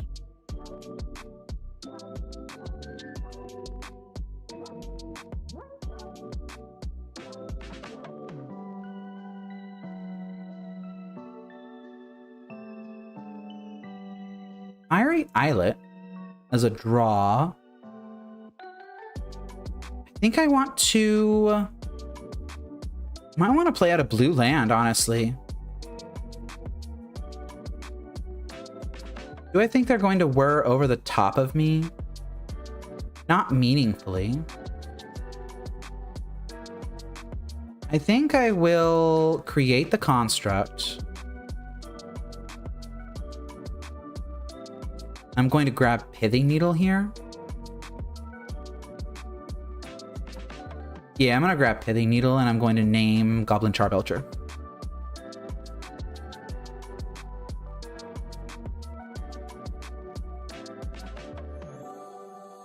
All right, I will also play out Island. And then I'm going to swing. Maybe making the second construct was greedy. Maybe I should have just held it open. Could have used that mana for something else. Still learning here. These triggers are not where my fight is. Because this trigger is to remove a counter. I think I'm just going to let that go.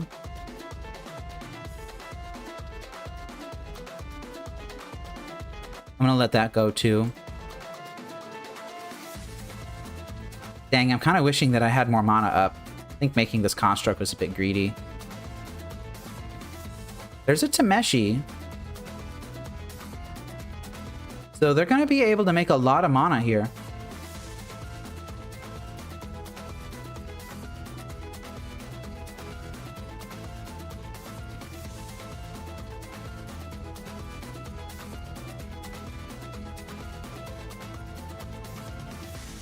Okay, they're making a lot of mana.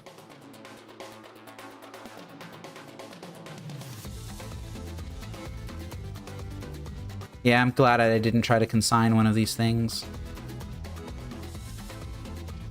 4, 7, 10. They can have 12 in total, and that's before they make their land draw. So they could have up to 16 mana. I have a feeling that I'm just dead. Yeah, I should have just held open this Consign to Memory. Got a little greedy on that. Should have just let the mana go if I really... I was really worried.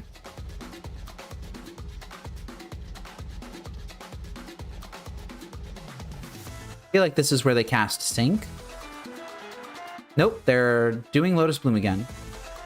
And they've just got everything in their hand. I'm not going to worry about tracking it too much.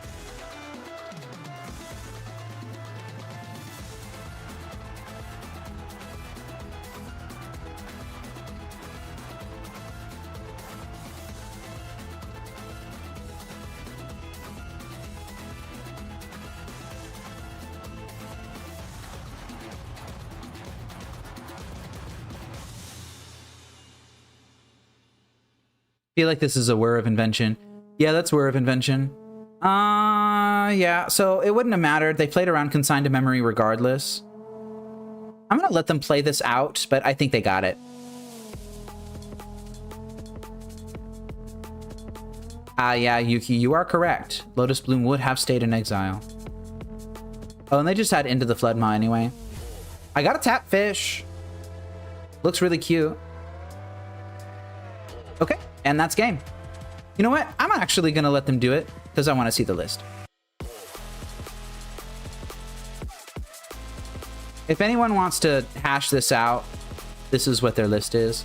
Likely close to the list that won the Pro Tour. It's a good deck. I like it a lot. On to round 4.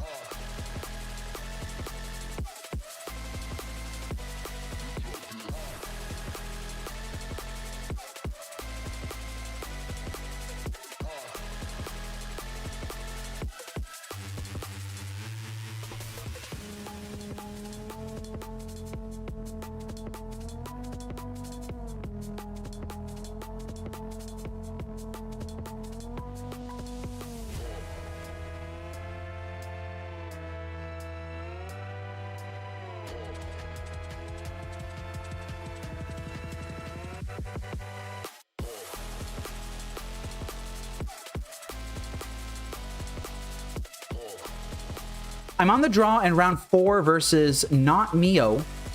I don't think I can keep this hand. It's just not functional. Oh, but I can keep this one. Okay, so what does this look like? I think I have to bottom the EE. Oh, this is not a fun hand. I don't like this. Shocked in, Stomping Ground, Ancient Stirrings. Might just be playing against red-green Eldrazi. I played against a deck similar to this when I was playing Lantern last week. They didn't have any Besejus in their main deck, and they didn't have any Glaring Fleshrakers. This just went ahead and found Basking Brutescale. So we know what they're playing now. And Metallic Rebuke is not really what I wanted to see. Although it's not what I wanted to see. Let's go ahead and play out our zeros.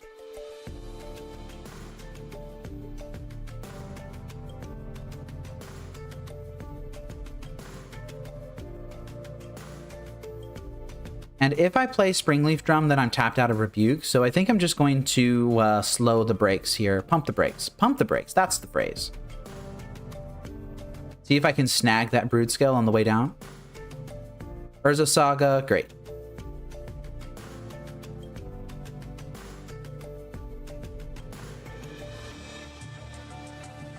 They did just ram it straight into it. Okay.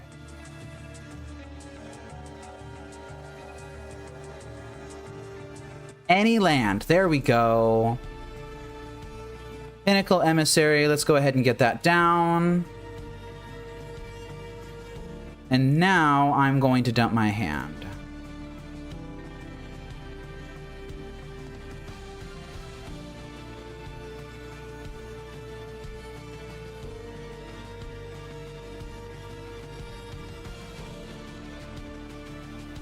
Tiny little tap.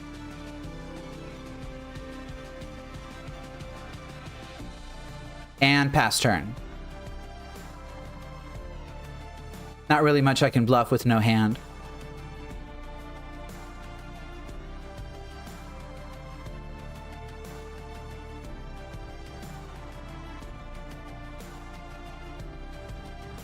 Malevolent Rumble has revealed another Basking Brutescale.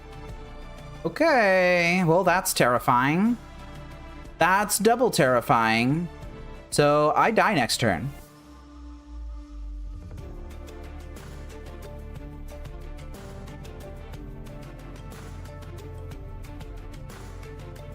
I am just straight up dead now. Do I make them think about it? Do I just swing in with my 2 drones? I think I'm going to drop Urza Saga at the very least. And I will warp in this Pinnacle Emissary. Not like I have anything better to do. There's no way on earth I'm not just super dead here, right? They need their hand to do literally anything. They need like a Walking Ballista in hand, a Kozilek's Command, a Glaring Fleshraker. They just have so many things that can kill me even through blockers.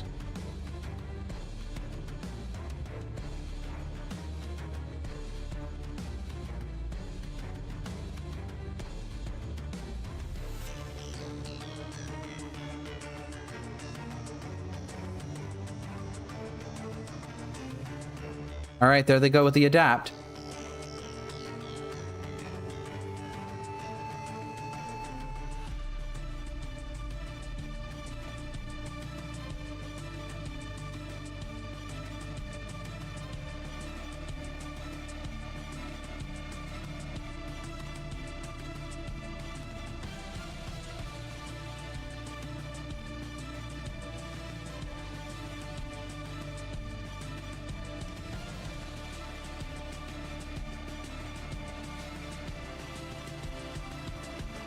They seem to be executing this combo quite a bit faster than my other opponent was.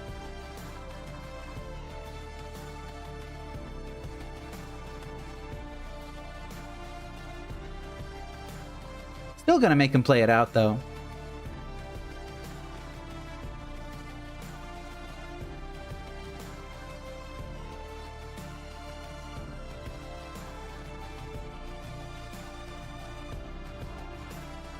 It's got to be a Kozilek's command, right? They're making 10 mana.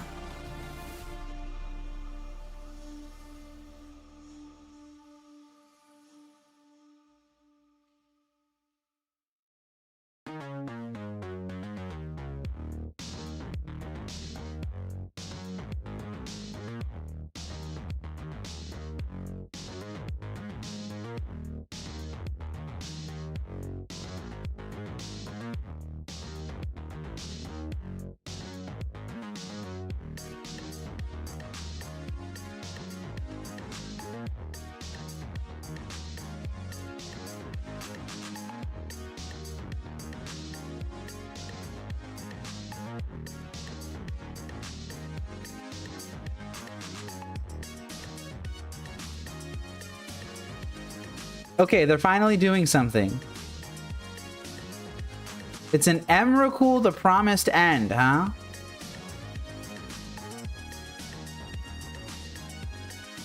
Well, if that's all they've got, then I might be able to beat that.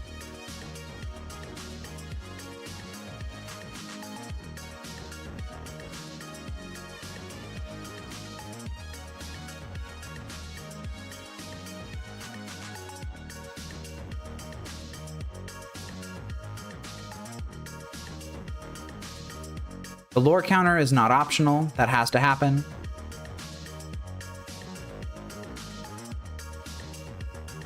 They can just ram my stuff into their stuff and kill my Pinnacle Emissary and something, I guess.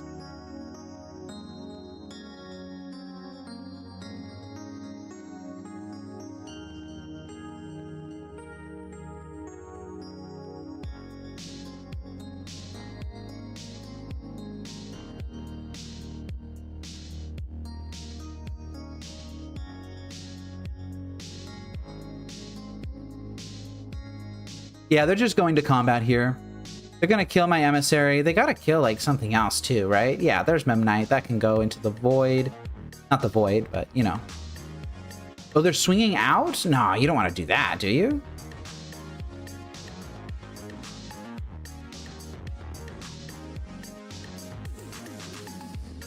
They're just going to take damage for no reason.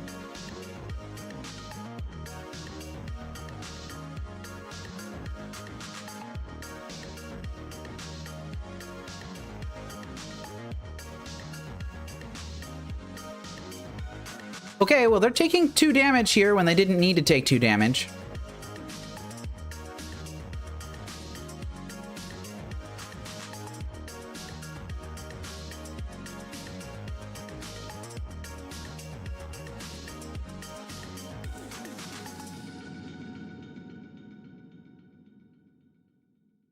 You gonna make a construct for me too? Would love that.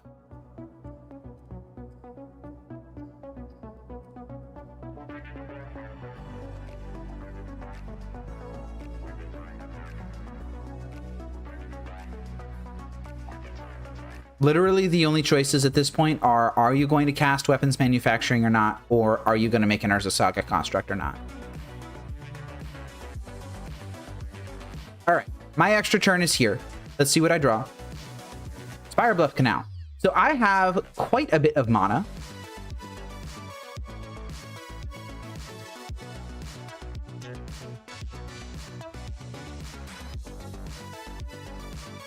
I have quite a bit of mana.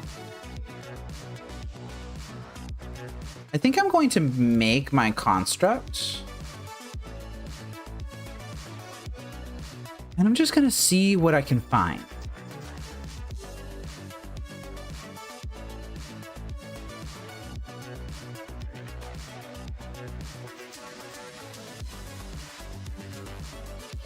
I could grab Claws of Gix. I don't think that's very good. I could grab Lava Spur Boots. I don't think that's very good. I could grab Shadow Spear.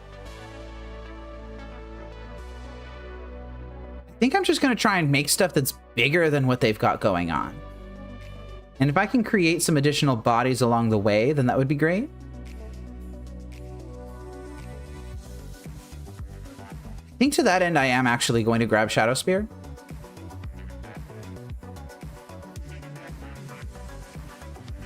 And I'm going to equip Shadow Spear to what?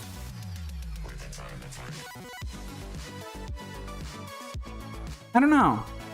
Maybe I don't equip it to anything and I just play out weapons manufacturing. I'm gonna tap my Memnite to do that.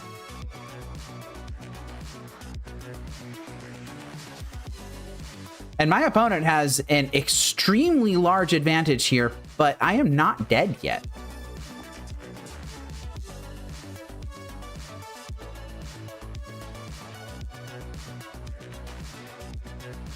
They can make as much mana as they want.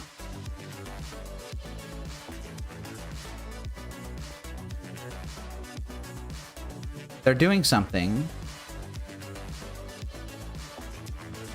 They're casting a 4-drop Eldrazi.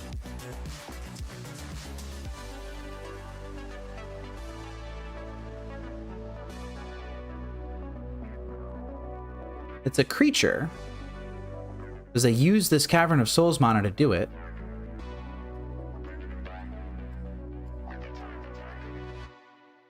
No, nope, they're undoing everything. I mean, I'm just F6ing here, right? And once again, my opponent is burning clock.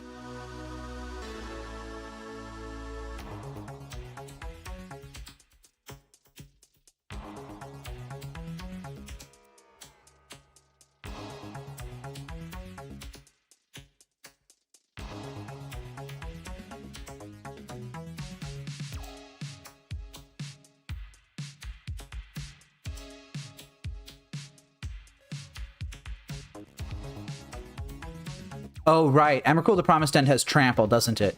Of course it does.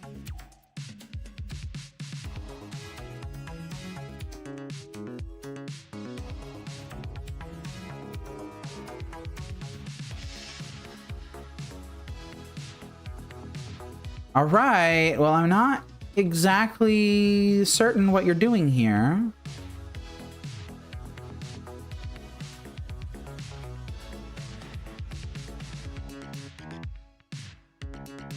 I think they might just be trying to make Emrakul a lethal swing. Can they do that?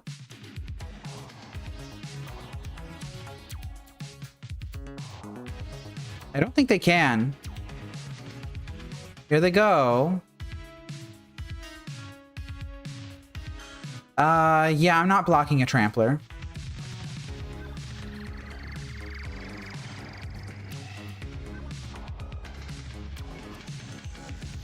Appa Cannoneer, huh? Can I do anything with that? Not really. I can cast it. I don't know if I can gain enough life to where this actually is relevant, though.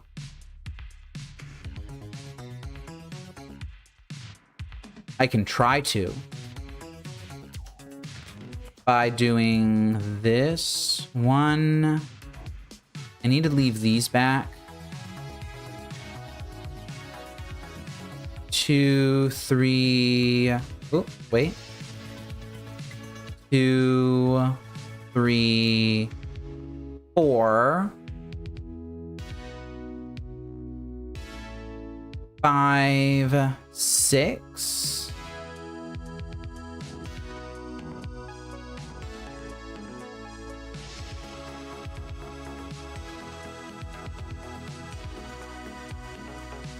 And then I can equip the Shadow Spear here.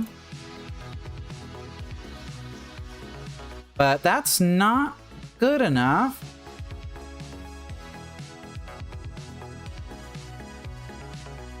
They're gonna eat it.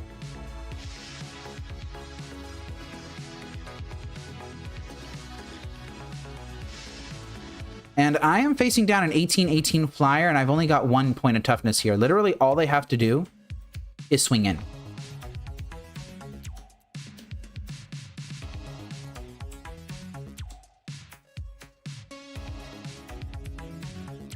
Are they going to get flashy, or are they just going to swing in? They're just swinging in. Okay.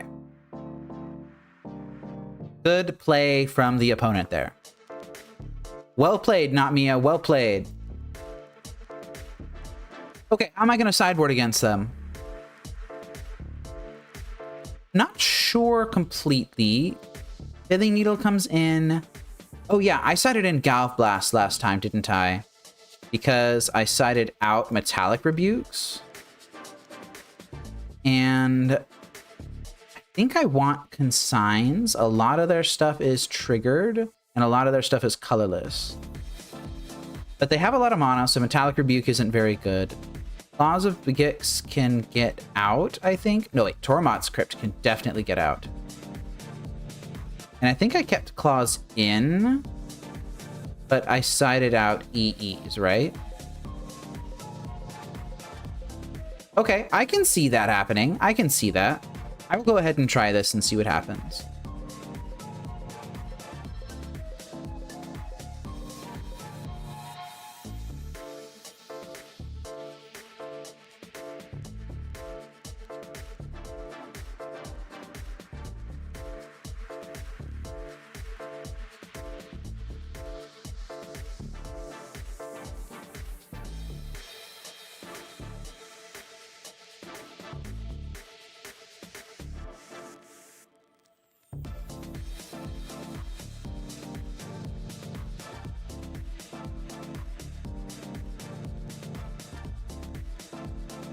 What does this hand do? This hand does not much. It's got Kappa Cannoneer, and that's basically the only good part about it. I can cast Kappa on turn what? Turn 1 does nothing. I could play Springleaf Drum on turn 1. Turn 2 is Bauble into weapons. And then turn 3, I have... what, 5 things? Or I could go Canal, weapons, Bauble. And then turn 3, I'd have 4 things. I'd go down to 3. Play Springleaf Drum, go to 5. I'd still need 1 more thing.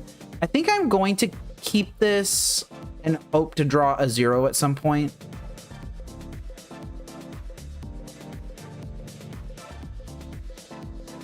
Maybe I should be fishing for more powerful hands. I'm not sure. Like, especially on the play. Oh, that's a Vexing Bauble. That's not good. All right. Well, that counters a lot of stuff that I'm trying to do, actually. Oh, but I have Pinnacle Emissary. Okay, so I can then play this into weapons.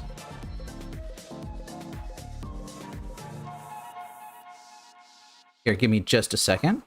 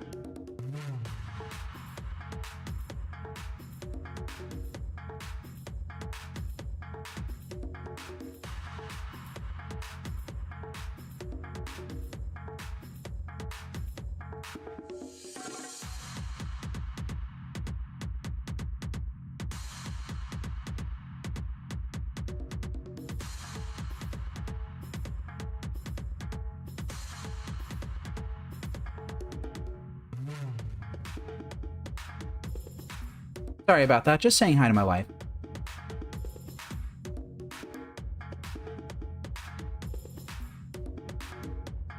Looks like they've gone with a bit of a slower hand this time.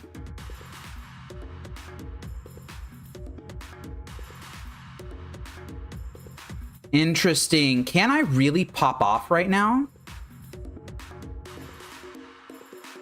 Actually might be able to. Because I can Fiery Islet. I'm just going to do as much broken shenanigans as I can right now. Let's see what happens. Pinnacle Emissary, cast with Warp. Gonna create a munitions. Oh, they're doing something. Oh, they're doing something.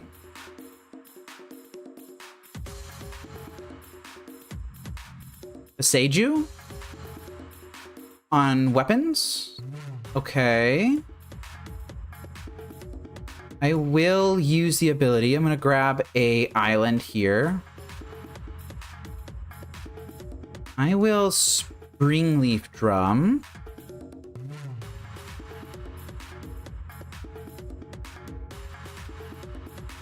And I think that was just enough. No, it's not just enough.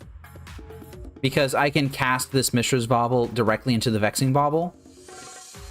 And that will give me literally Xaxes to play Kappa.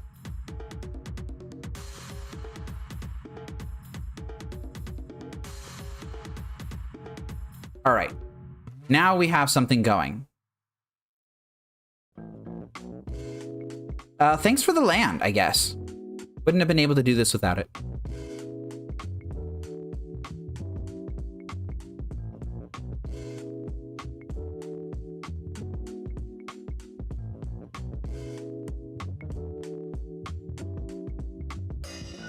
Yeah, Disc, we had a particularly colorful Italian grace our server at one point. I uploaded some of their stuff. It was great. Kind of glad it was in Italian. I don't know if I would be able to put it up on YouTube if it wasn't. It's also more funny when it's in Italian.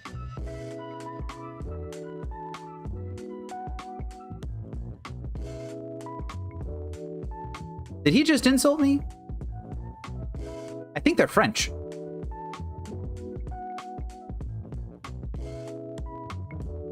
Oh, they're doing something here. Oh, it's a Glaring Fleshraker. All right.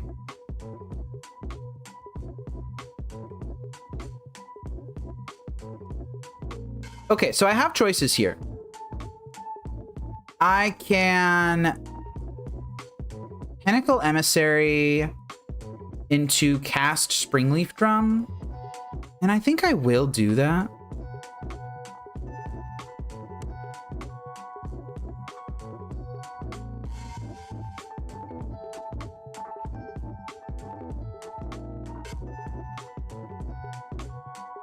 I'm just going to put as much pressure on them as I can. All right, take 11.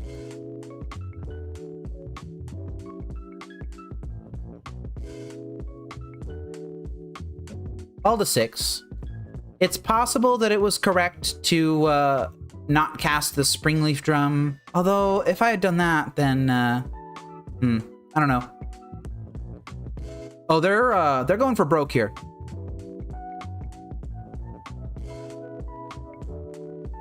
They didn't hit. And they conceded. All right. Fantastic. Love to see it.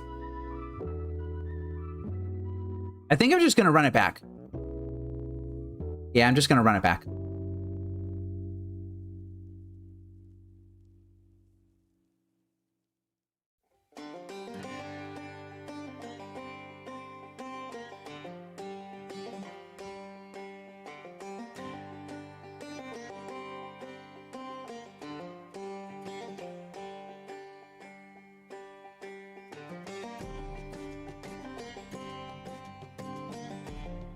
This is a good hand. I think it just needs a little bit of help.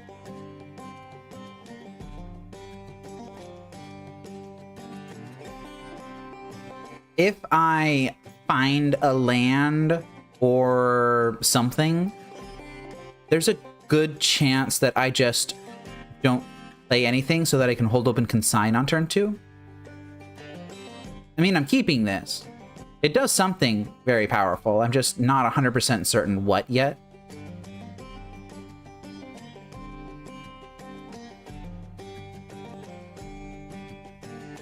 I hit Thoughtcast. So that means I can think Memnite Ornithopter Bauble after, you know, warping in Pinnacle Emissary.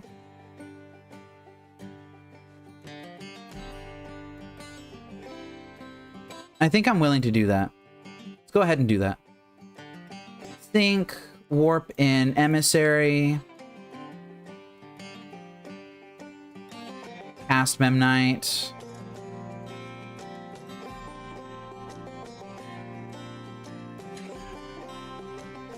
I don't really know what they could realistically do off of just Urza's Saga.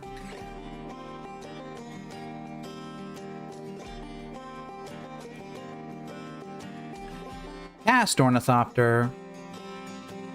And does it really matter what order I cast these in? I don't know. I'm not convinced it does. Cast Mishra's Bauble. Okay. And on their upkeep, I'm going to pop this Mishra's Bauble. Upkeep.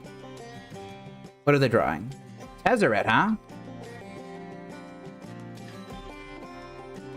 Gotta admit, I wasn't expecting Tezzeret to appear in Basking Broodscale combo, but it seems pretty sweet, actually.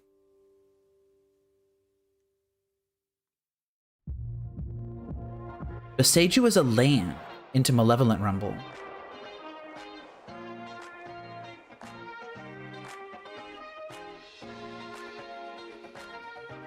And they put a Basking Broodscale into their hand.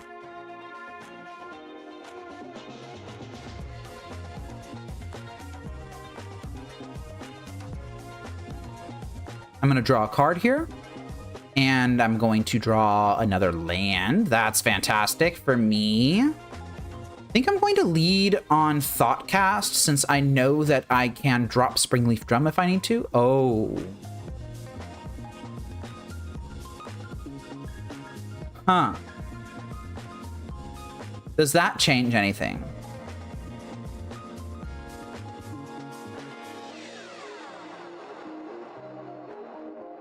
I think all that means is that I don't cast Springleaf Drum right away. And I just swing in for 4. And then next turn I can warp in. I have a bad feeling that I really need to consign something this turn. And I know they have a Tezzeret in hand. I don't think I'm consigning this Urza Saga 3rd chapter trigger. I'm going to play Spirebluff Canal, and I'm going to swing out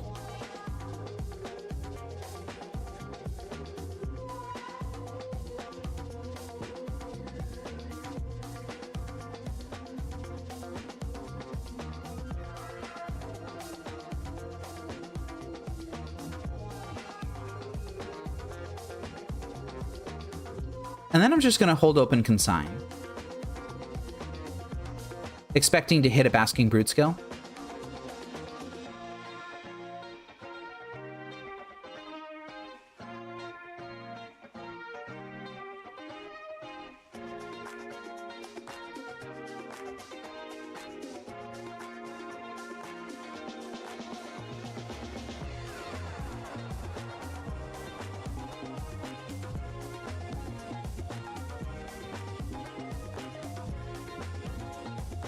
They're running really low on lands. Do they have another land?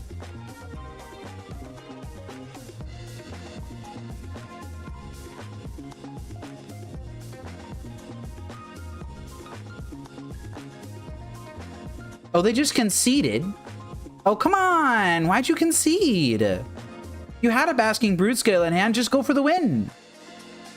I don't know why they conceded that. I felt like that was a little bit unnecessary. But, you know, a win's a win. I'll take it. On to round 3. Not round 3, round 5. Jeez.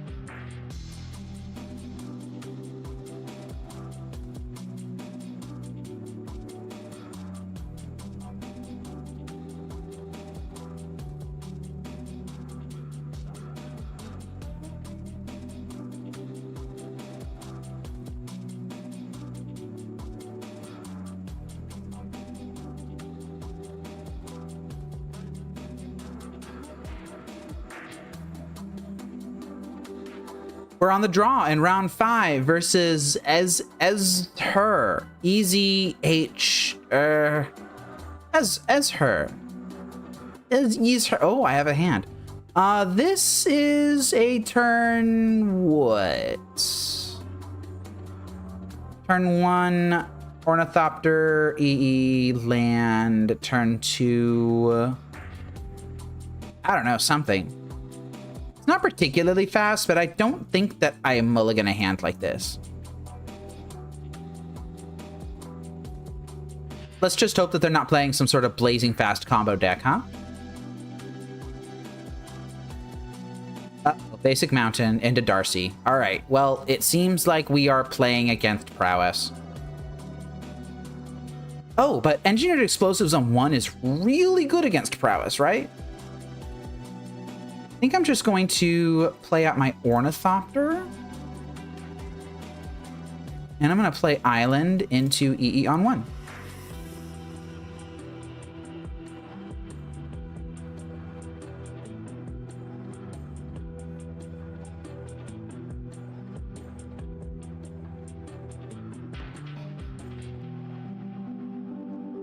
They did make me play out my Island instead of my Urza Saga. I will give them that. Although I probably shouldn't have been playing a turn 1 Urza Saga with this hand anyway. No opals, no whatever you call it. Springleaf Drums. Do they have the 0 to go with this?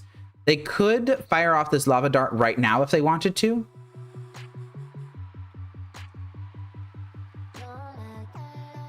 That would be extremely aggressive.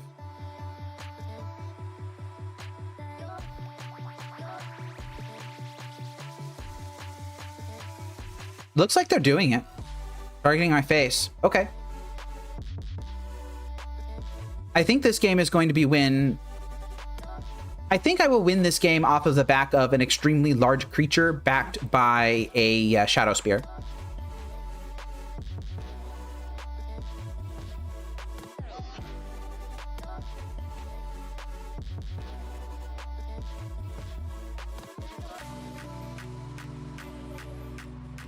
All right, now what do I want to do?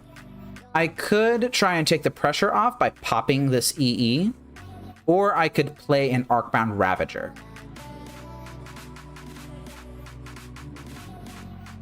Urza Saga's coming down regardless. Popping EE doesn't actually take any pressure off. I'm going to play Ravager.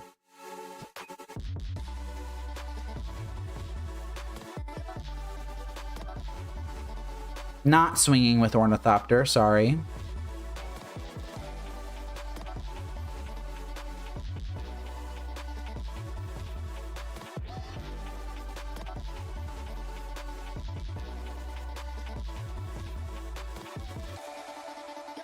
Kappa Cannoneer can come down next turn and just make an absolute mess of things.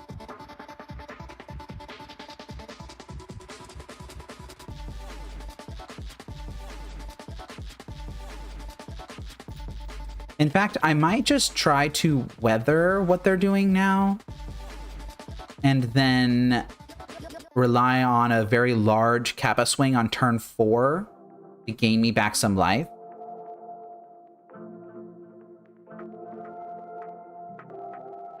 I have the ability to lose one thing off of this board and still cast Kappa next turn. Well, actually, I could lose 2 things, right? No, I can't lose 2 things. I can only lose 1 thing. And even then, if I lose 1 thing, that would mean that I'd have to cast this EE for 0 before casting Kappa. Or I would really love to do it after. They're swinging in with their monk token. I think I'm just going to take that. I don't think I'm going to try and eat it or anything like that. All right, here we go. Steam Vents is untapped.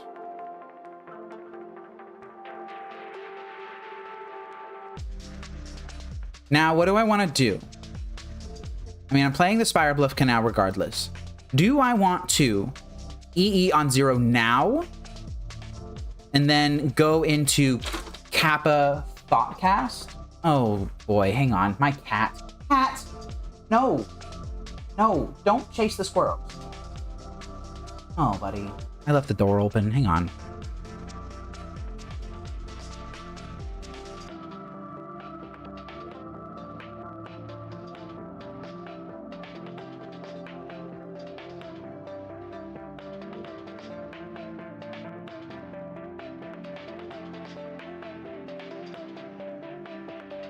Sir has been banished to the Shadow Realm. I did leave my door open before, but I left it open just now too. Anyway, where was I? I think I'm going to play EE on 0 now. And then I'm going to Kappa, and then I'm going to Thoughtcast. Which means that I want to do this. I don't believe they have counterplay to this. Go ahead and Thoughtcast now. And that's just a 0. That's just a 0. I could cast it now. It doesn't really make that much of a difference, I think. Sir. Please. No. I want to keep that window open, please. Thank you. I think I'm just going to park this big fat button play, and I'm going to see what they do about it.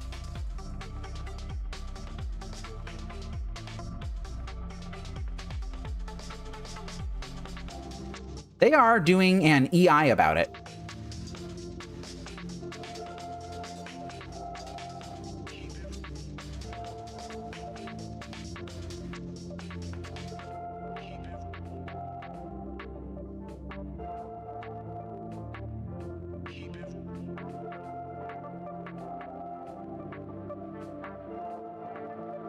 Mountain.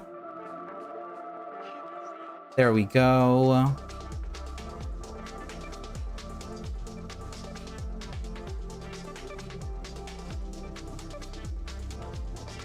So that's one spell.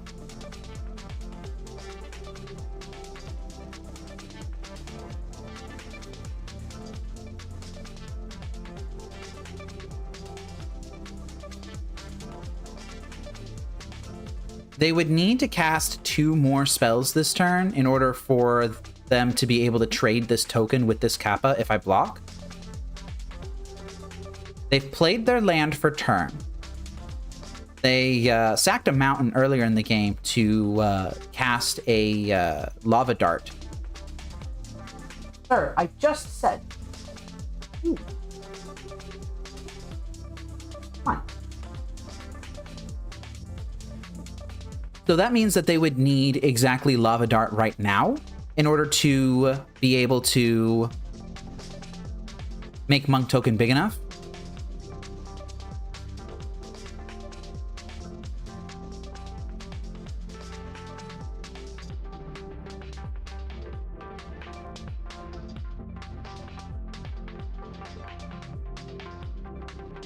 They've only got 2 card types in their graveyard.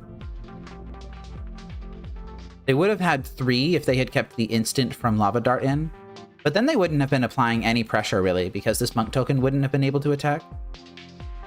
And it is exactly Lava Dart. They are putting it on Arcbound Ravager.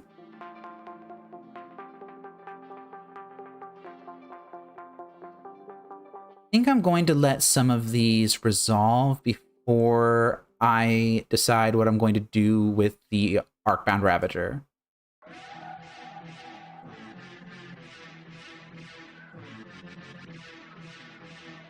They did not move the Quarry Steel Cutter over. Yeah, I'm going to sacrifice my EE, the one with no counters.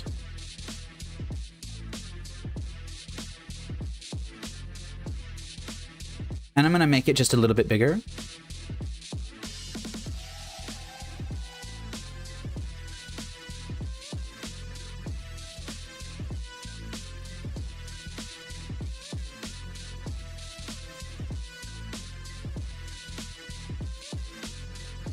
And now if they want to actually kill the Arcbound Ravager and make a token that is big enough to tango with this Kappa Cannoneer, then they would have to cast Lava Dart from their graveyard.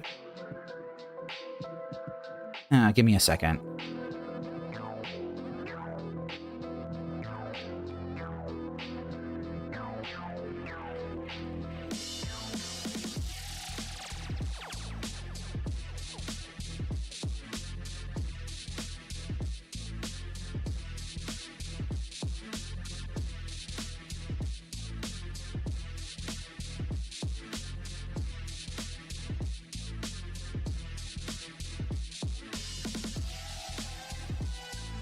Sorry, everyone. The cat kept breaking his promise to not go onto the delicious patio. I think I'm going to just let them go to attacks.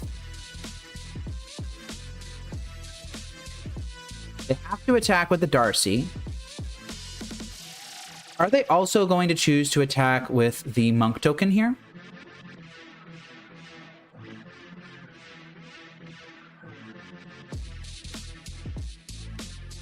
If they do attack with it, I think I'm not going to block, actually. Just going to eat that. Okay, and now we are pretty good, actually. I think we are in pretty good shape. Ooh, that is a Claws of Gix. So, I can tap this Urza Saga for mana. I can grab Shadow Spear.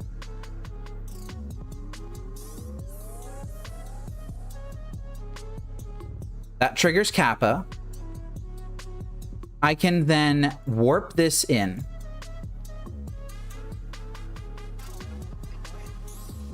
I will then Claws of Gix again.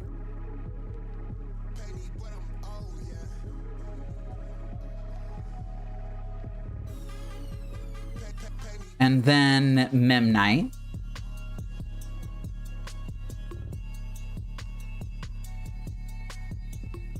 I will equip Shadow Spear to Kappa Cannoneer.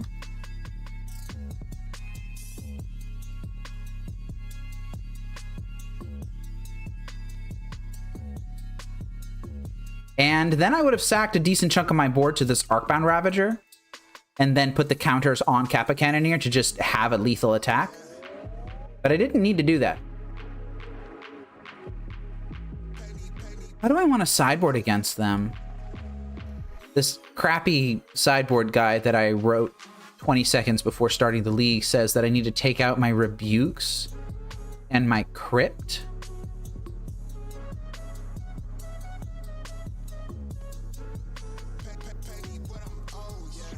And I need to bring in what? An additional weapons manufacturing and my displacement waves?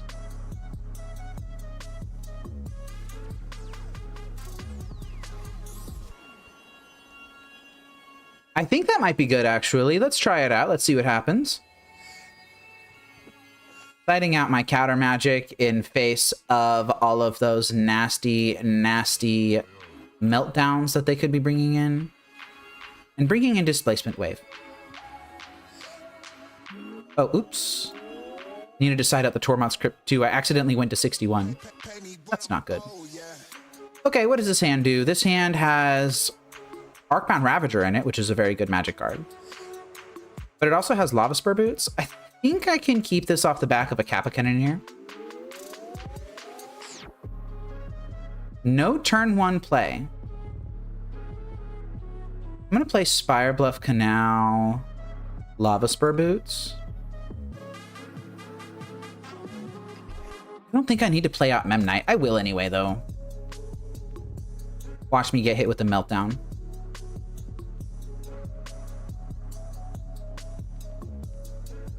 Although if they Meltdown me, is it really that bad?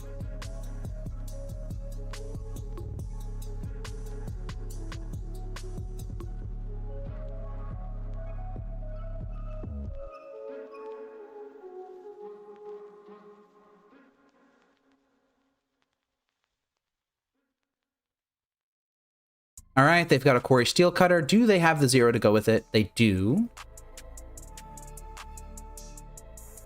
And I'm taking 2 here. They're going to see what I draw.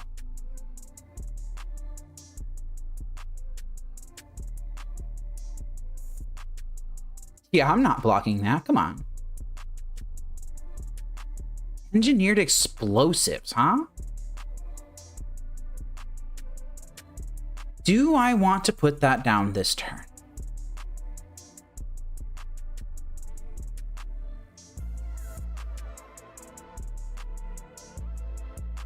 I don't think so. I think I just want to play my Arcbound Ravager.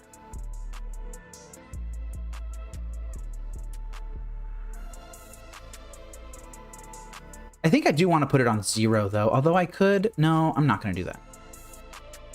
Oh, man. I think I'm going to play Urza Saga. I'm not putting EE on 2.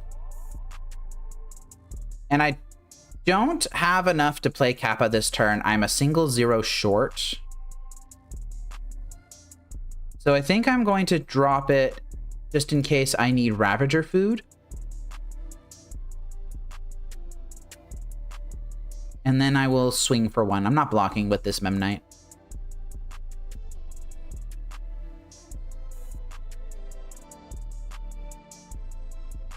All right, let's see what they choose to do here. Quarry Steel Cutter is just such a good magic card. It's so strong. It's so powerful. That's a Darcy. Darcy doesn't give itself haste. That is a Bauble. It's a really good card to have.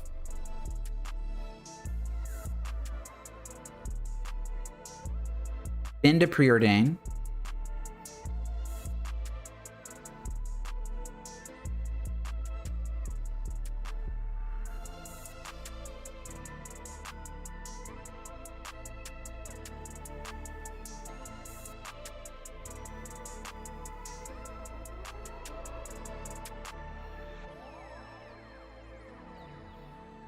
They're going to look at the top card of my deck again.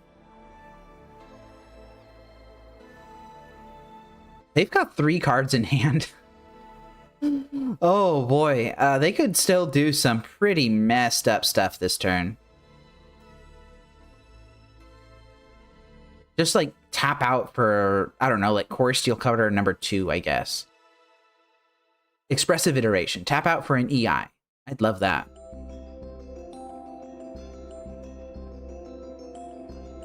Just anything but like a meltdown would be great. I think I'm just going to take hits. I'm going to take hits. I'm not going to block with this Ravager. I'm not going to try and cheese it.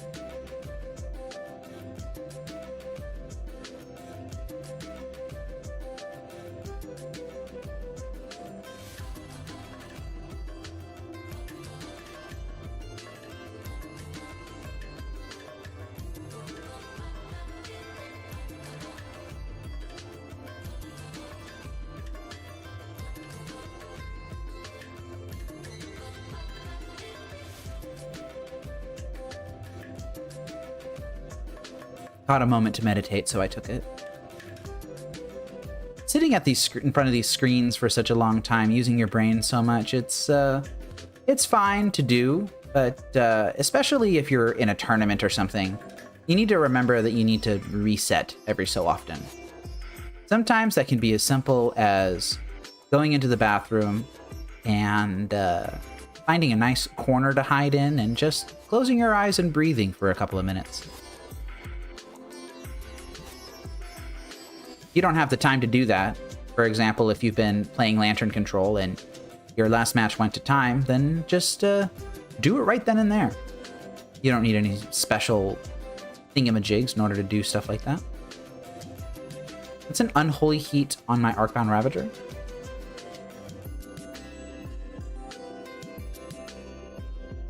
They might be trying to high roll and get a thing into the graveyard that they wanted. Nope, they kept it. I think I'm just going to let this go. Yeah, there we go.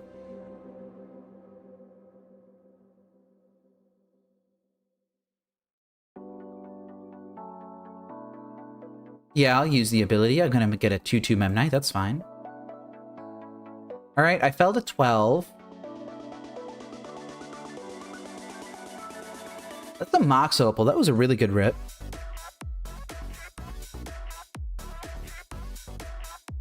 Okay, so that means I can do what here? I can tap out for Kappa and then cast Mox Opal, and that's basically it.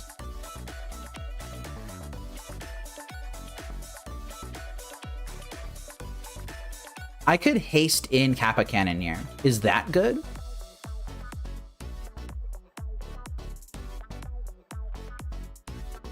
I think I'm just going to play the Kappa and then see what happens. This isn't going to get hit by Consigned Memory.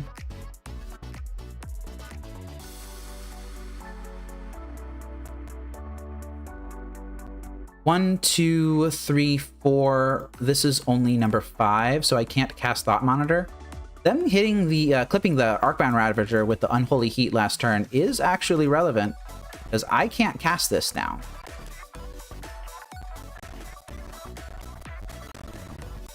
Now the only question is, do I want to attack with Kappa? And I think I just want to equip, but I don't want to attack.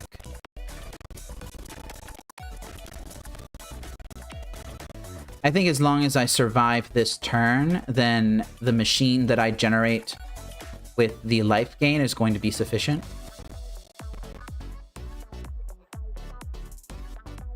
Yeah, they're just bolting my face. That's kind of scary, actually, that they did that now instead of doing it next turn.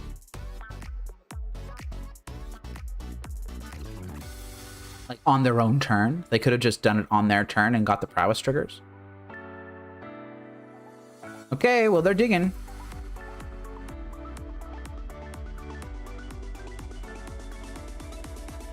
And pretty soon, I'm not going to be able to do anything.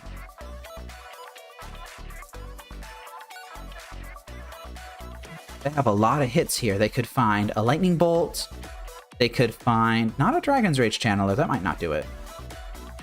Although it might.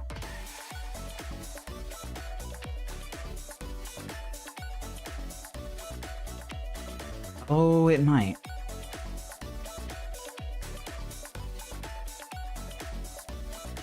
Yeah, that did it actually. All right, so it didn't actually matter.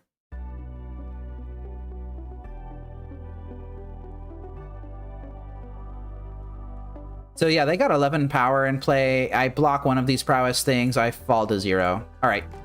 Well played, actually. That was really good. Go ahead and start sideboarding again. I don't think I'm going to do anything differently. Yeah, I think I'm just going to keep it as is. Weapons manufacturing just hasn't come up yet. It came up a lot in testing, but it hasn't come up in this league yet.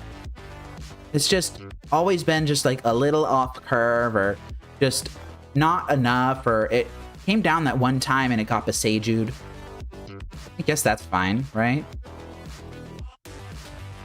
I would like to be on the play here. This is turn 1 weapons manufacturing if I want that. Backed by Claws of Gix. So what exactly does this look like?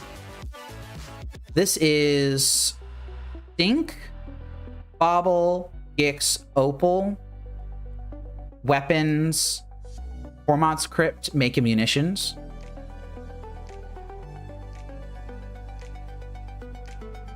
Next turn, I cast Lava Spur Boots. I make another munitions. I can start blasting.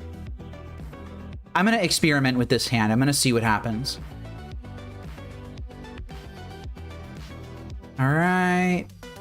Sink into Stupor. Mishra's Bauble. Claws of Gix. Mox Opal. Weapons. Cormot's Crypt.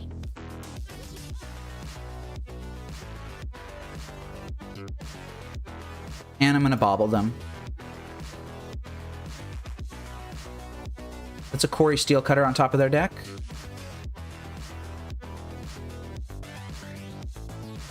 The only thing that I can meaningfully do here is activate Tormod's Crypt.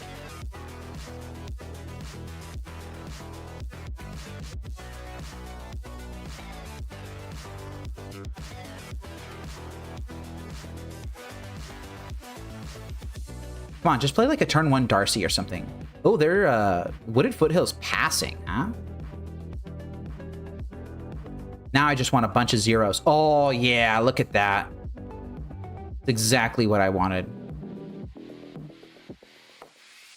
All right, and I'm being a control gamer.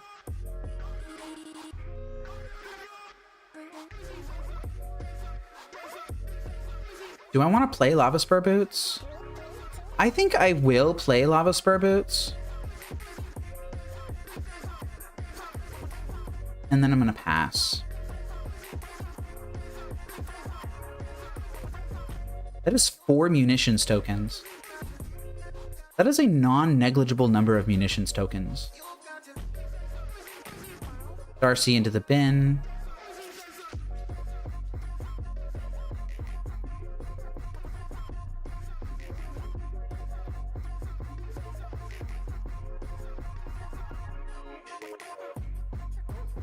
Claws of Gix is something that was pulled deep out of the recesses of the Scryfall search engine.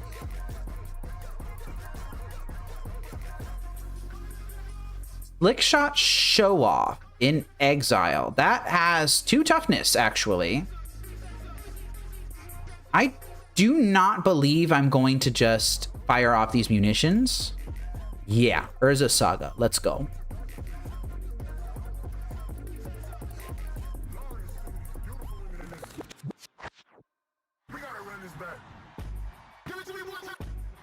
Holding everything up.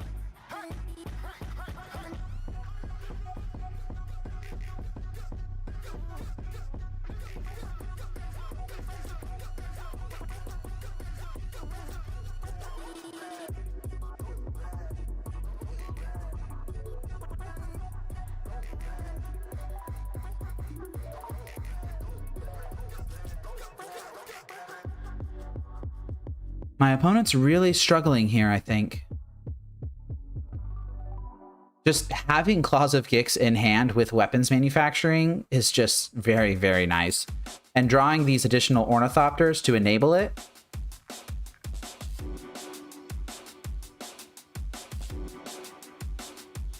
I feel favored.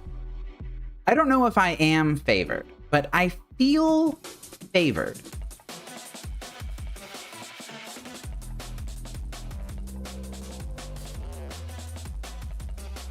I know they have Corey Steelcutter in hand.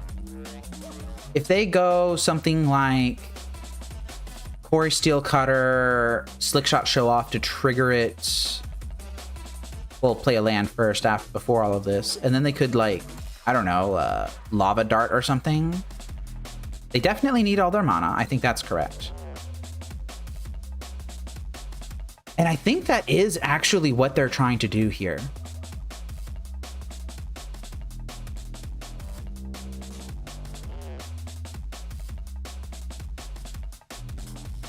I mean...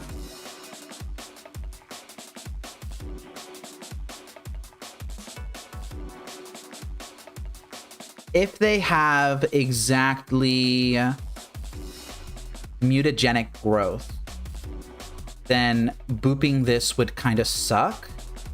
I think I'm willing to take the hit off of that just to make sure that they don't have mutagenic growth. I'm willing to take the hit off of everything, actually.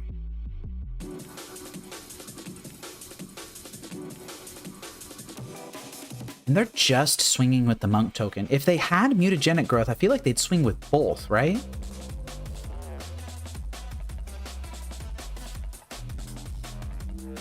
I think I'm still gonna take the hit.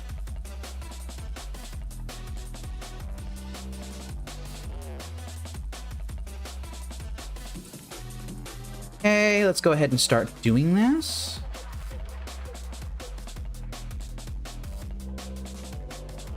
And they just let it go. All right, that's great.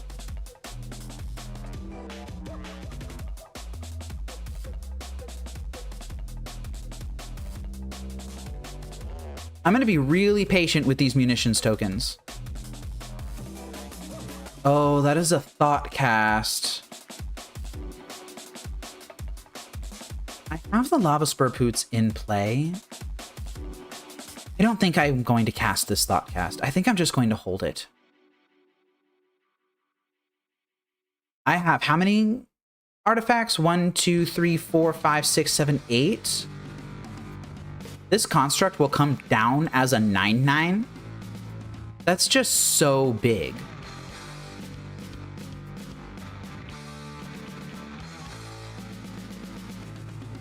Like, I could Thoughtcast and hope to hit like a land or something, but I don't think I want to take the risk.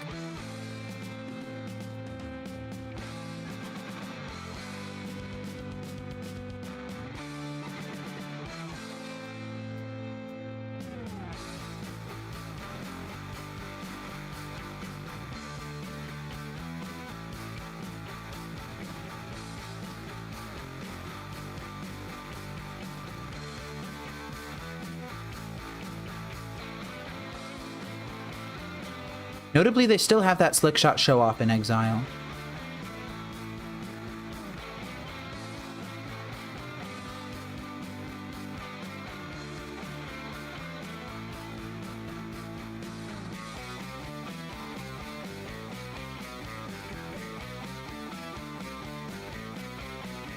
I think if they decide to plot that in, then go ham with a bunch of spells and stuff, I think I'm just going to block with an Ornithopter token. It has flying and haste, but it doesn't have trample. Here we go. I'm still really trying to play around mutagenic growth.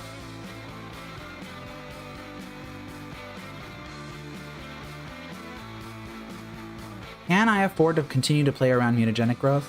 I think I can, actually. I'd also would really love to be able to make a construct this turn.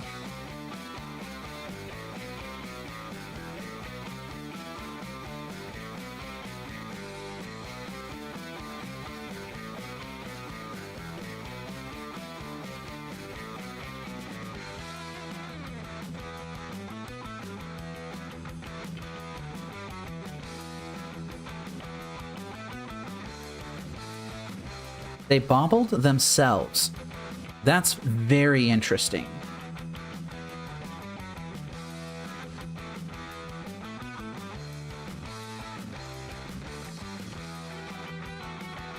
Okay.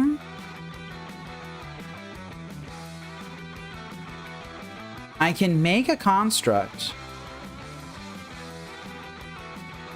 I don't think I'm going to. I think I just throw an ornithopter in front of the show-off. And then take the 3. And they conceded. Okay, yeah. I'll take that. Being super duper patient with that round and that final game in particular, I think that's what cinched it. If I had gone super aggressive and thrown munitions tokens at my opponent's face, I might not have been able to recover from that. But being patient and making sure to control their tokens and their creatures while waiting for Urza Saga to tick up, I think that was the correct play. And I'm really glad that, you know, I had strong cards that allowed me to make strong plays. Let's go ahead and wrap up.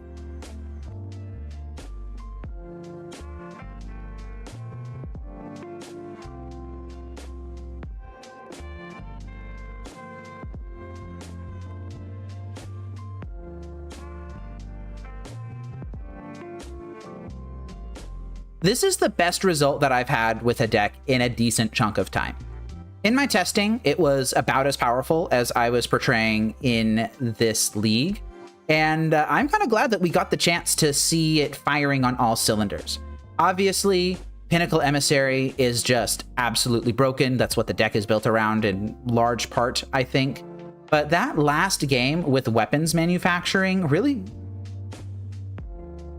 it showed...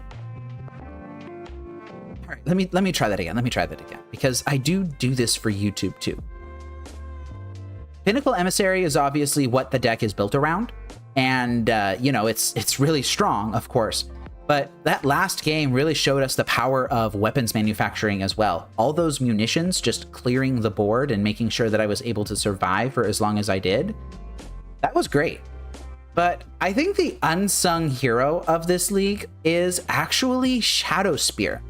All of these big fat chunguses, giving them lifelink and trample it's huge. It's a massive boon.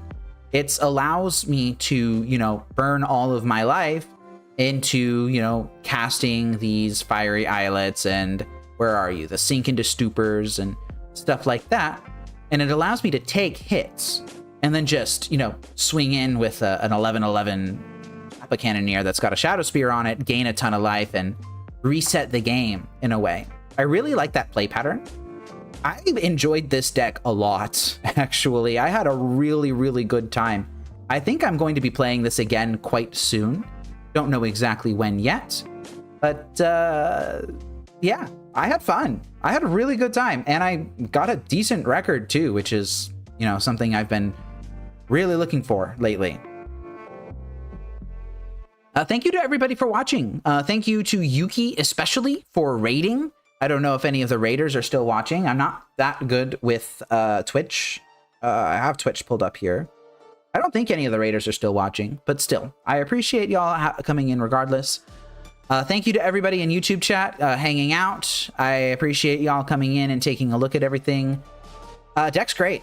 Love it. It's slightly different than the Pro Tour winning list. Not the winning list. Slightly different than the list that was put up in the Pro Tour. I think they got like top 16 or something. But I liked it.